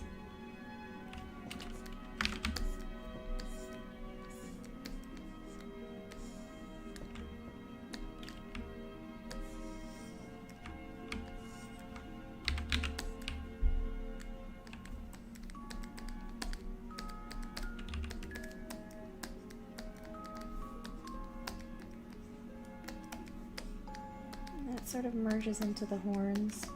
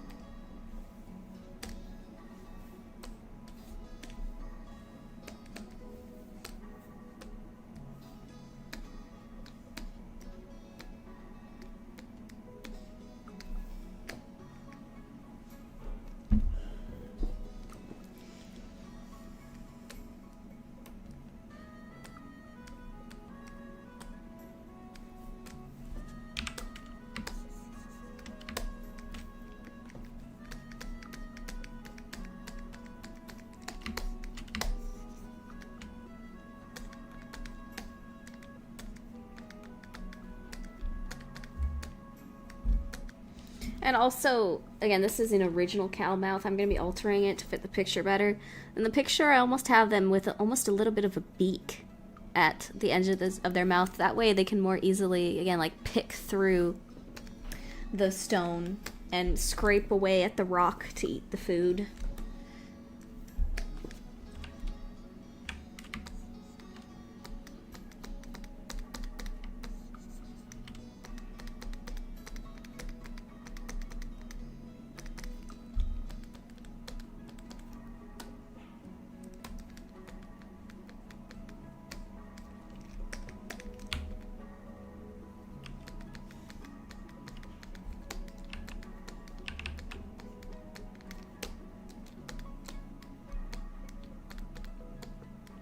There's sort of a ridge over the nose so that the rocks don't fall into its nose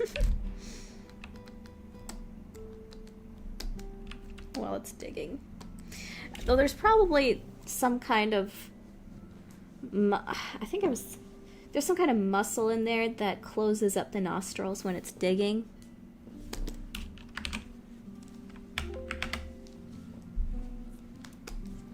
You know, I think there's animals like seals. Seals, they can close up their noses whenever they want, especially when they're underwater. So I imagine these cows do the same thing. When they're digging, so they don't get dirt up their nose, they close them up.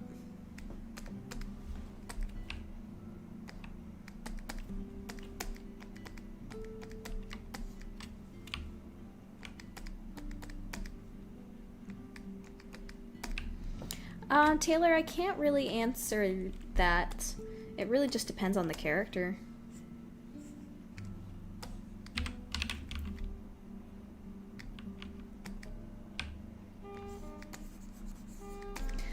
Celestial asks, are you going to model the Kiergan next?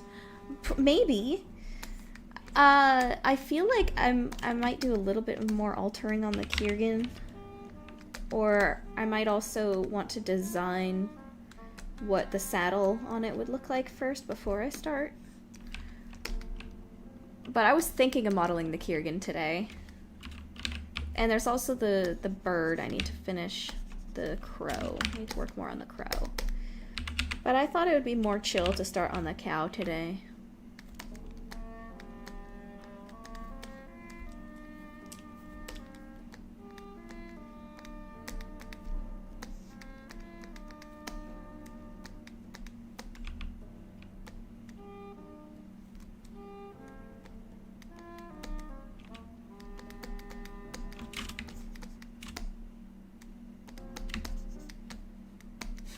I can sort of imagine an animation of them, of that when they're done digging, they sort of like shake out their head and their ears and shake all the dirt off. Maybe they also have, cows have pretty long tongues, I think, right? I think what would be also kind of funny if the cow's tongue sort of comes out and sort of licks the dirt off in the crevice in here. That'd be kind of a funny animation. To clean itself.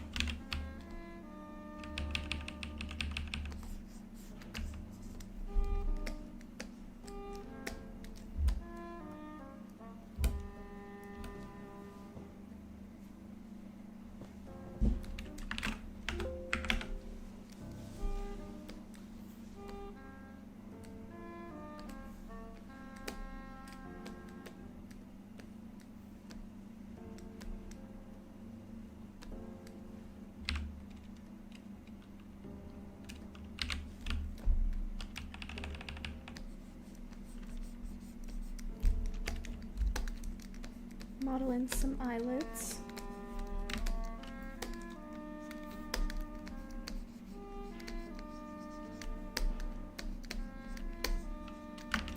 Oh, definitely need some more polygons. Let's go ahead and do that.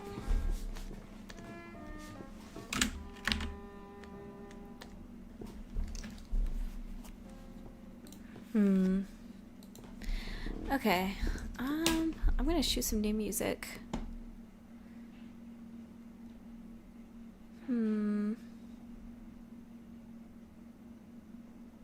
Let's do some Skyward Sword music.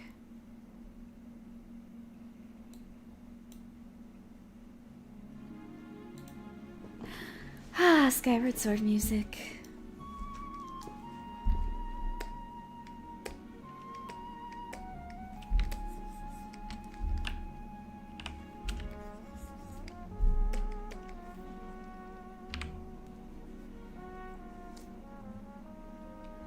They do act like herd animals, yes. I would say so.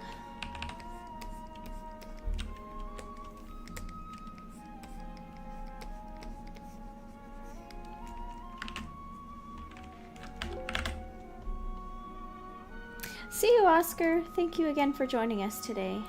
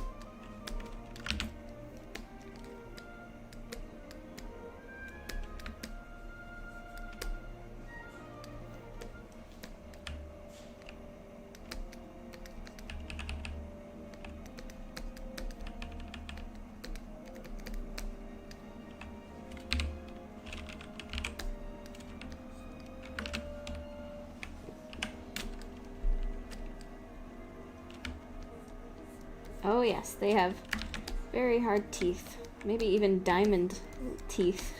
Diamond-tipped teeth. Just like they have diamond horns.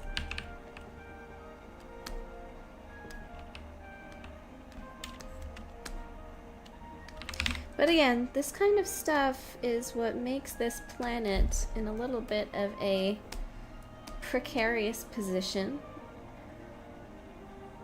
amongst its neighbors, because they have common cows growing diamonds on them.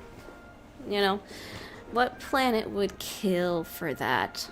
Or, you know, yeah, literally kill for that. Right? That's why Noives is somewhat isolationist. They have so many rare earth metals on their planet that they don't even really want to get involved very much at all with the outside universe,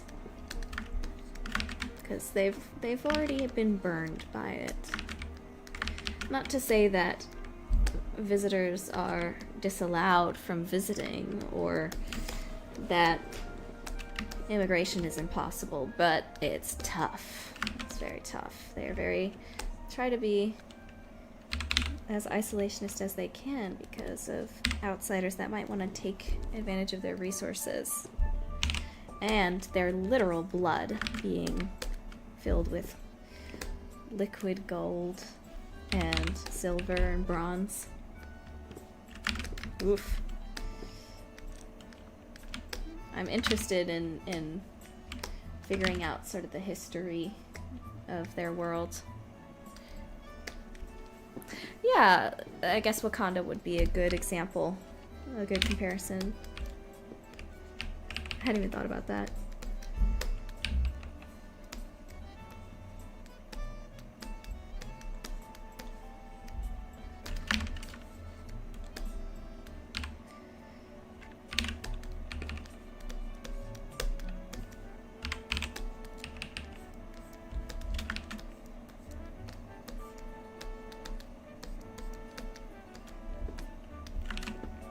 Oh yeah, their teeth are very hard, very tough.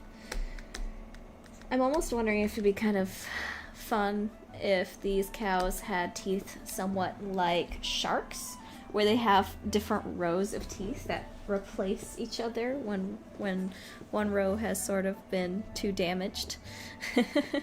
That'd be kind of fun. Not saying it's actually canon, I'd have to think about it, but with the kind of food that they eat, their teeth might get worn quickly, and if so, they might have to have quickly replaceable teeth.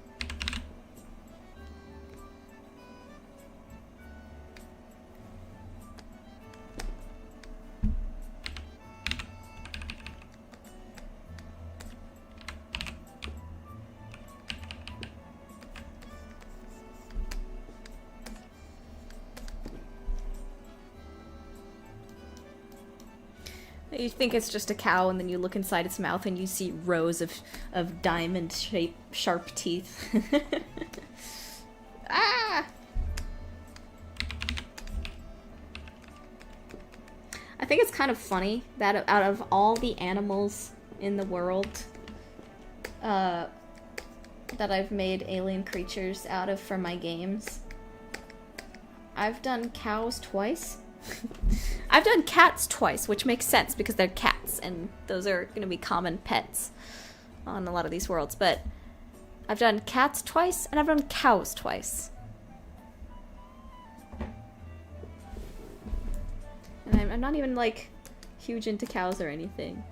It's just, I think it's just that it's such a staple animal for civilizations that, it just makes sense that all of my alien civilizations have some kind of cow creature.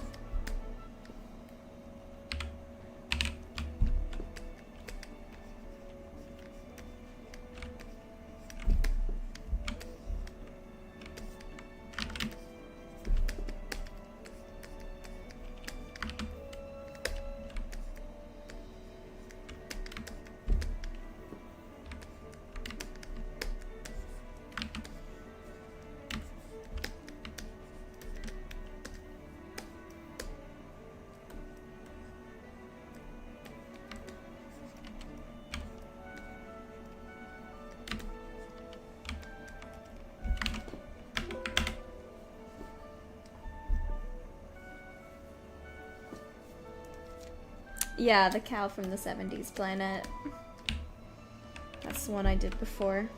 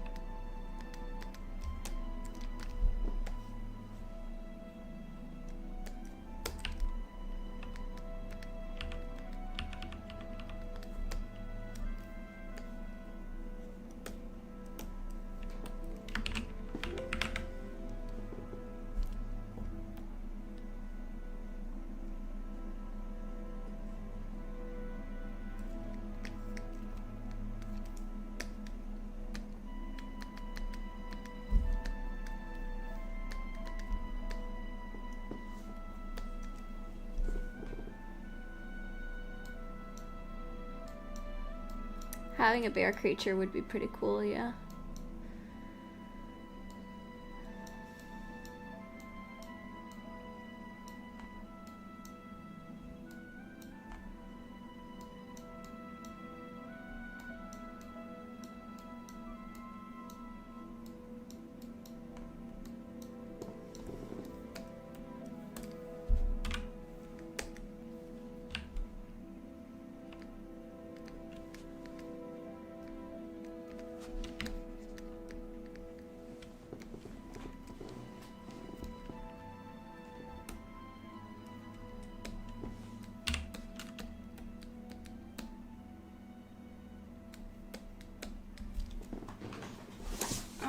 Okay.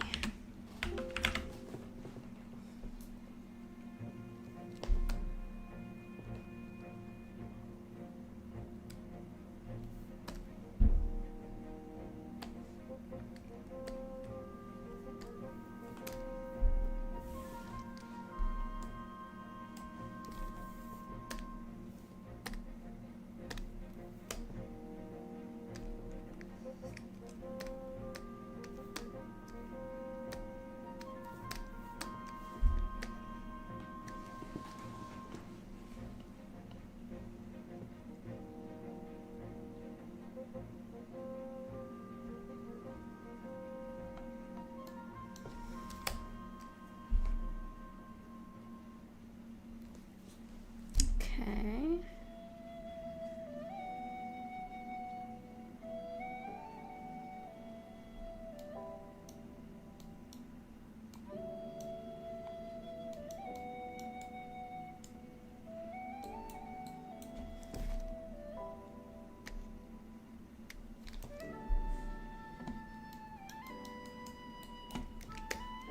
Right. What should I do next? Let's see. I should probably work on the horns more here.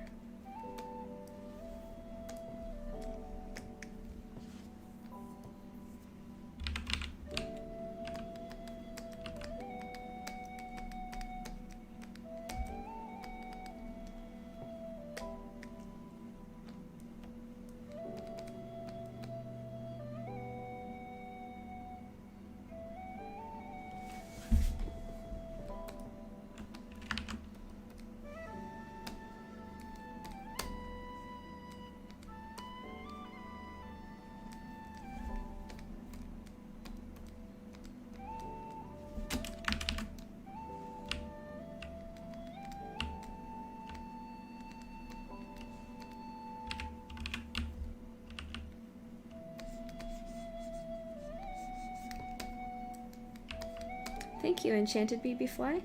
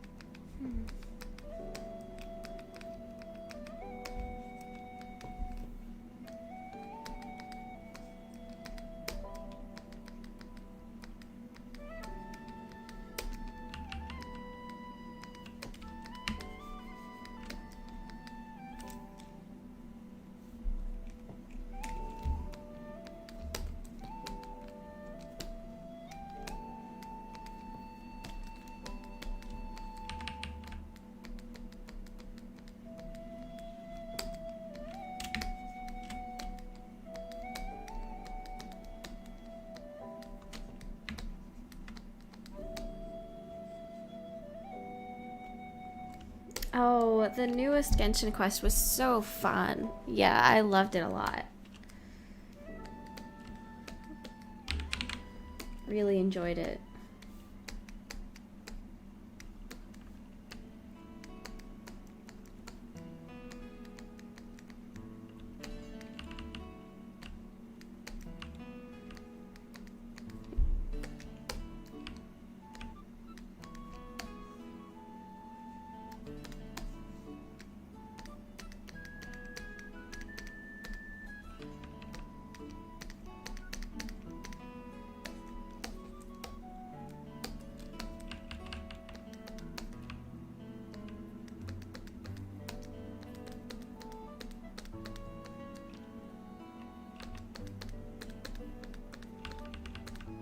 I heard that the next thing they're probably going to do is put in a Mondstadt expansion.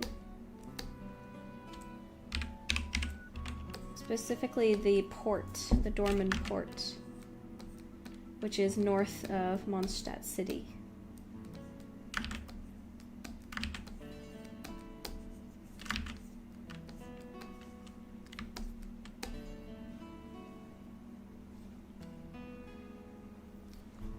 Snezhnaya will be coming next year, yeah.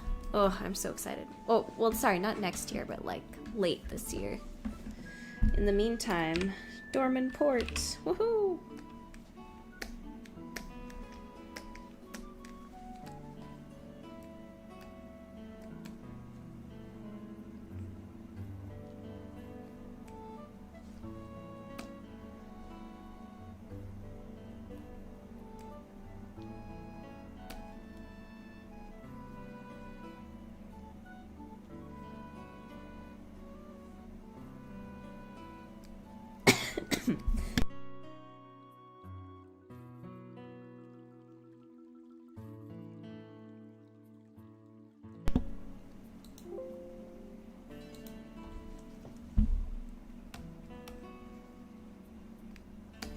I enjoyed the Moon Sisters designs too.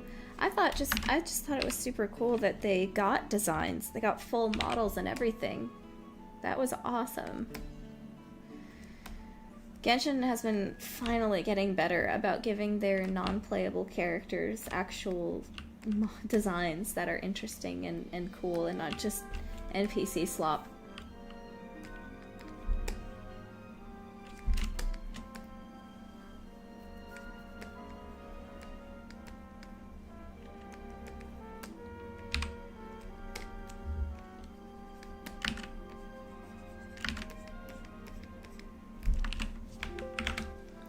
Especially Arya and Canon looked so beautiful to me.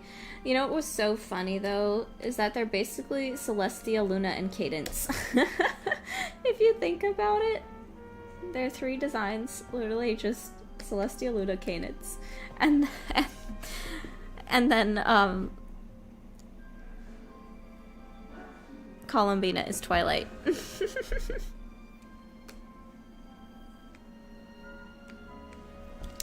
Bye, Black Tigress. Thank you for coming. I wonder though, if there are moon goddesses, is there some kind of sun god or something? Interested to see if that turns out to be anything.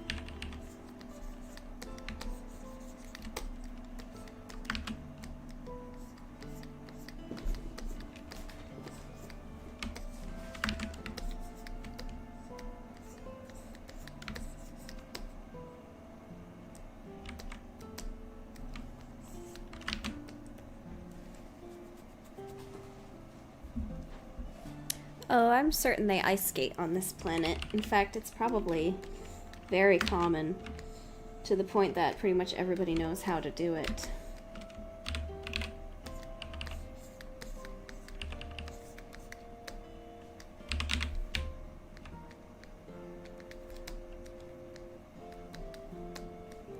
There's probably channels of water that are purposefully used as transportation, almost, in the winter.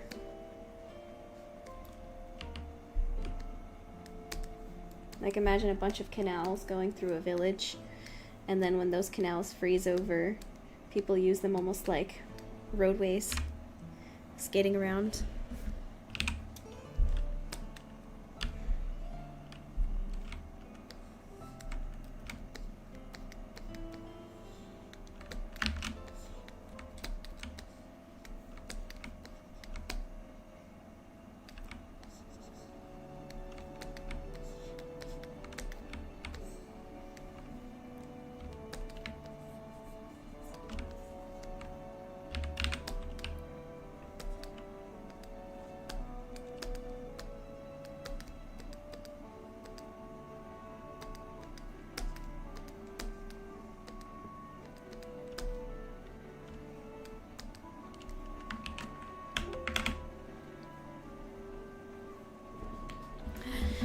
Oh, I think it'd be a fun idea that there is some kind of interplanetary Olympics. That'd be really hard to balance, though. Really hard, because all of these planetary races have very different abilities and strengths and heights and things like that. So I don't really know how possible that would be to be in any sense fair. Unless they're only competing against their own races, and in which case that sort of defeats the point of an international and interplanetary competition, you know. I'll have to think about that. It's a fun thought experiment, I suppose.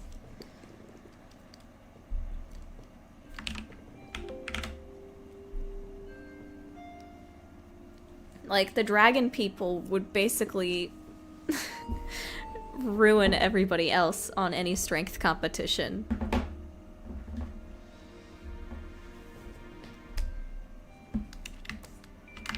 And then the Psyquine would dominate in a lot of dexterity-based stuff, you know.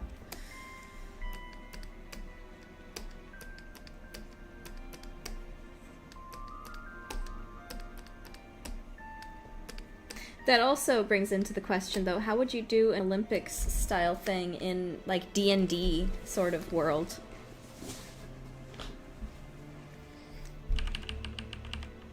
In a Dungeons and Dragons setting, how would you have fair sports competitions between races?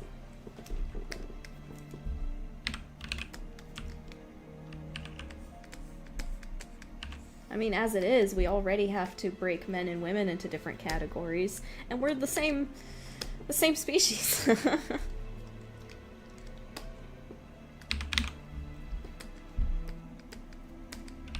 Add a dragon person into the mix? Oh boy. You are not getting out of that competition with any medals.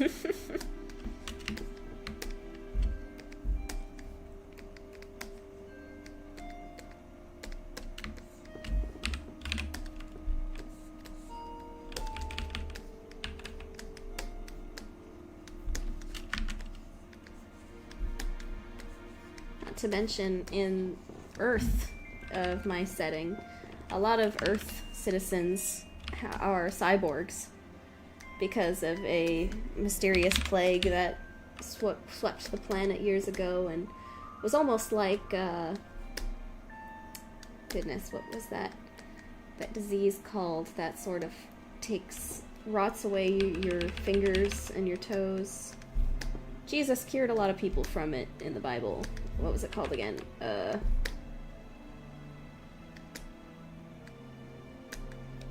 Leprosy. Leprosy. That was it. There was a sort of disease like leprosy that swept across the planet, and a lot of people lost their arms and legs. because I thought that'd be sort of interesting as a setting that sort of forces people to become cyborgs, to make it more understandable that the everyday person would have cybernetic implants. Because I thought it'd be interesting if humanity in this setting are sort of techno wizards. They're sort of, their whole thing is the technology we've created and how we integrate it with our bodies in all kinds of different ways. And that's sort of what makes us unique from the other species of the setting. Just some stuff I've been thinking about. So, in this setting, humanity are cyborg space wizards. Cyborg techno space wizards, I suppose.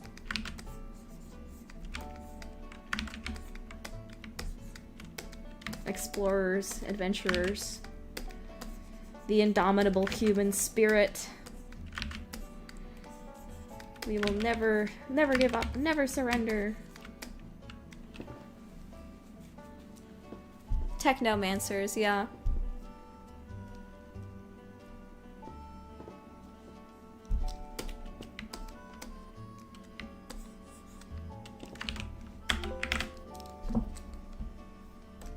That way I can have a lot of fun with the character design and just go all out with doing all kinds of cybernetic arms and legs and implants and things like that. That way the humans don't have to be boring in this setting, you know? We can have some real cool character stuff because of cybernetics and stuff like that. But again, would that be fair in any kind of sporting competition to have a cyborg opponent? Unless everybody's a cyborg in some way. But even then, would you need to have standardized equipment, standardized additions, and arms and legs? You know, it's an interesting question. Like, it's kind of like it's kind of like in esports when everybody has to use the same kind of computer on the same network when they're doing events. LAN stuff, because anything else could give unfair advantage. I wonder if cyborg competitors, cyborg sportsmen, would have to use the same kind of implants or same tech. Well, we'll have to see how things change in the future, if we'll be facing those kind of questions of our own at some point. Yeah, exactly, Taylor. I think it might come to that where there's a different sport competition specifically for people with cybernetic enhancements.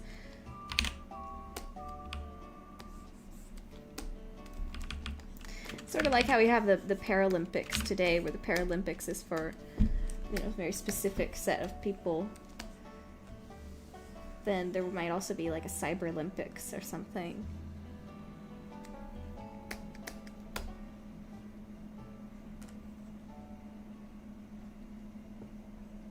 Like Boot Hill, yeah, in Honkai Star Rail. He's one of my favorites. He's such a fun character. I haven't played that game in a while though, I haven't played it since the first Amphorius expansion, because admittedly the first Amphorius patch was kind of boring and it was really long.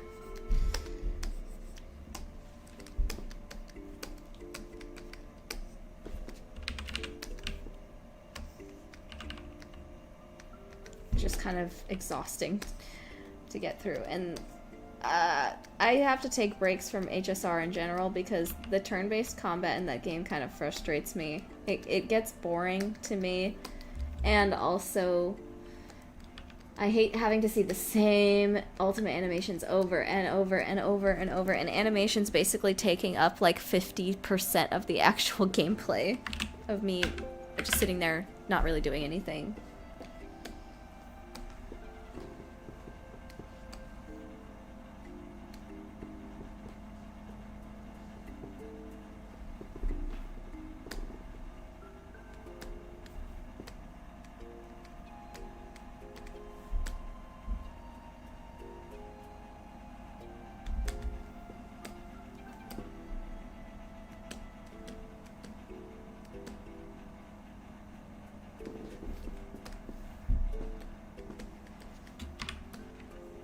Okay. I think we are making some real progress here. More progress than I thought I would. It's not even been 3 hours yet. It's almost 3 hours though. I'll probably end the stream in about 15 minutes. For some reason, 3 hours is like my exact kind of tolerance for streaming. Once I hit 3 hours specifically, it's like, okay, I'm tired.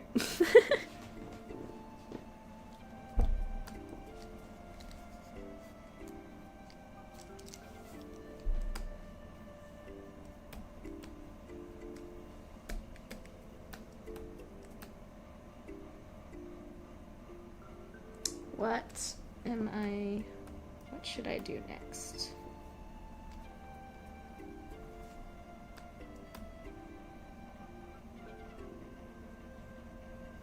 Maybe I should look back at the legs. The body. Maybe the body should be a little bit longer.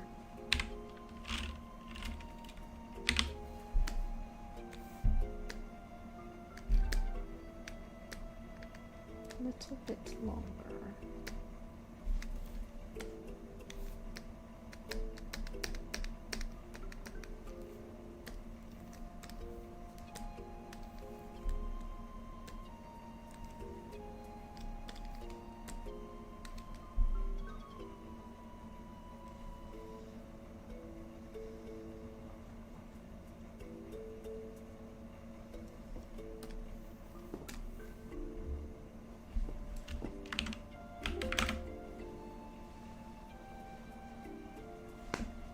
Cat's library. Yeah, something like that might be really neat.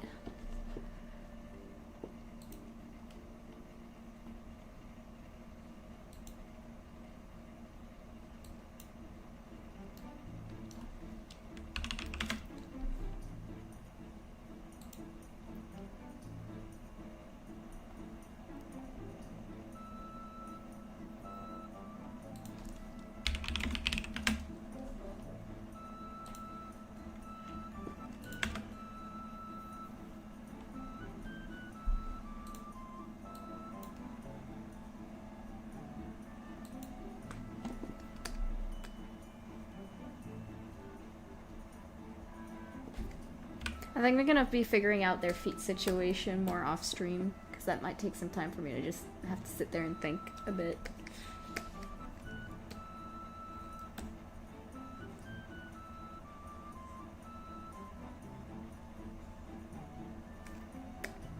Their fur is gonna be, oh god, annoying.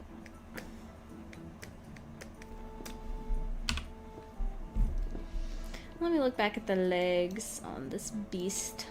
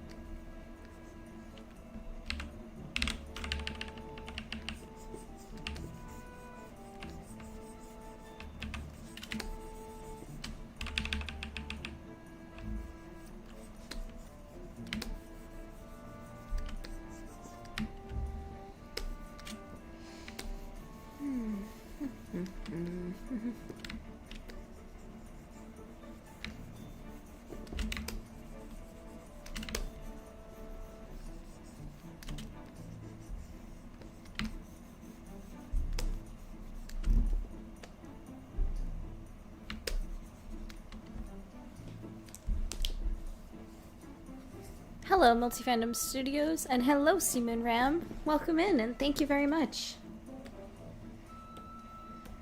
I was able to block out quite a bit today.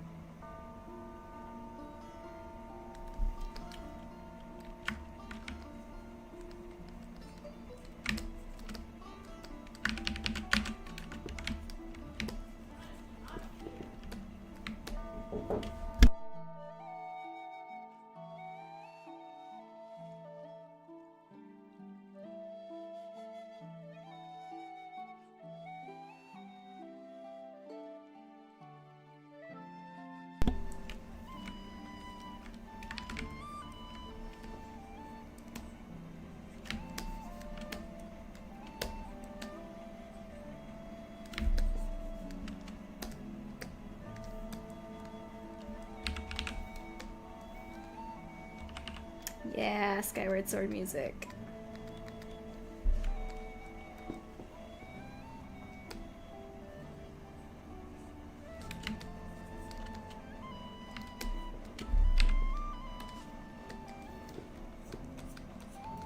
Yeah, that was my mom.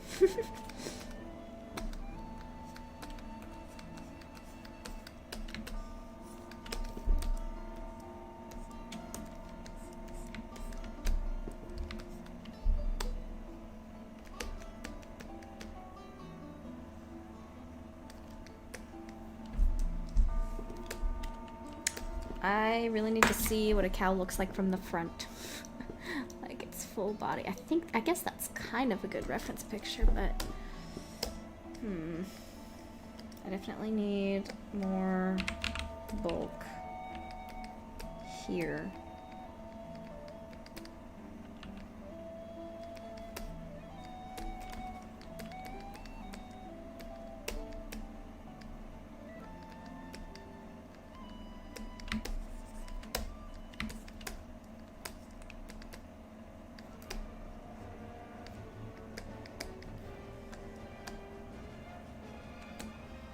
I think that's about all I can do for now. I need to look up more references and figure out some more things before I continue. I'll probably work a bit on this off stream, and then I'll do some more stuff on stream next week.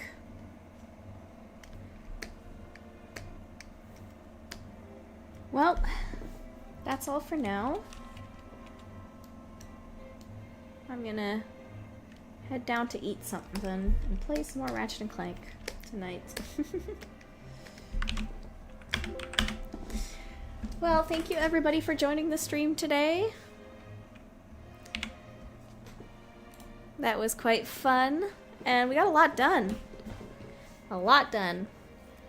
There's not too much left to do on the sculpt now, except that real time consuming part is going to be that fur. Now, it might be time consuming, it might not. We're just gonna have to wait and see. I'll probably be sculpting the fur next week on stream. But off stream, I'm probably gonna work on the feet and the udders and other polishing stuff on the front and the back. Multi-Phantom Studios asked, question, what are the magic cows used for? Milk. And meat. Milk and meat and fur as well. Fur/leather. Alright. Thank you everybody again for joining me today. I'll see you next week, next Tuesday, for the next stream. Love y'all. God bless. And good night. God bless and good night.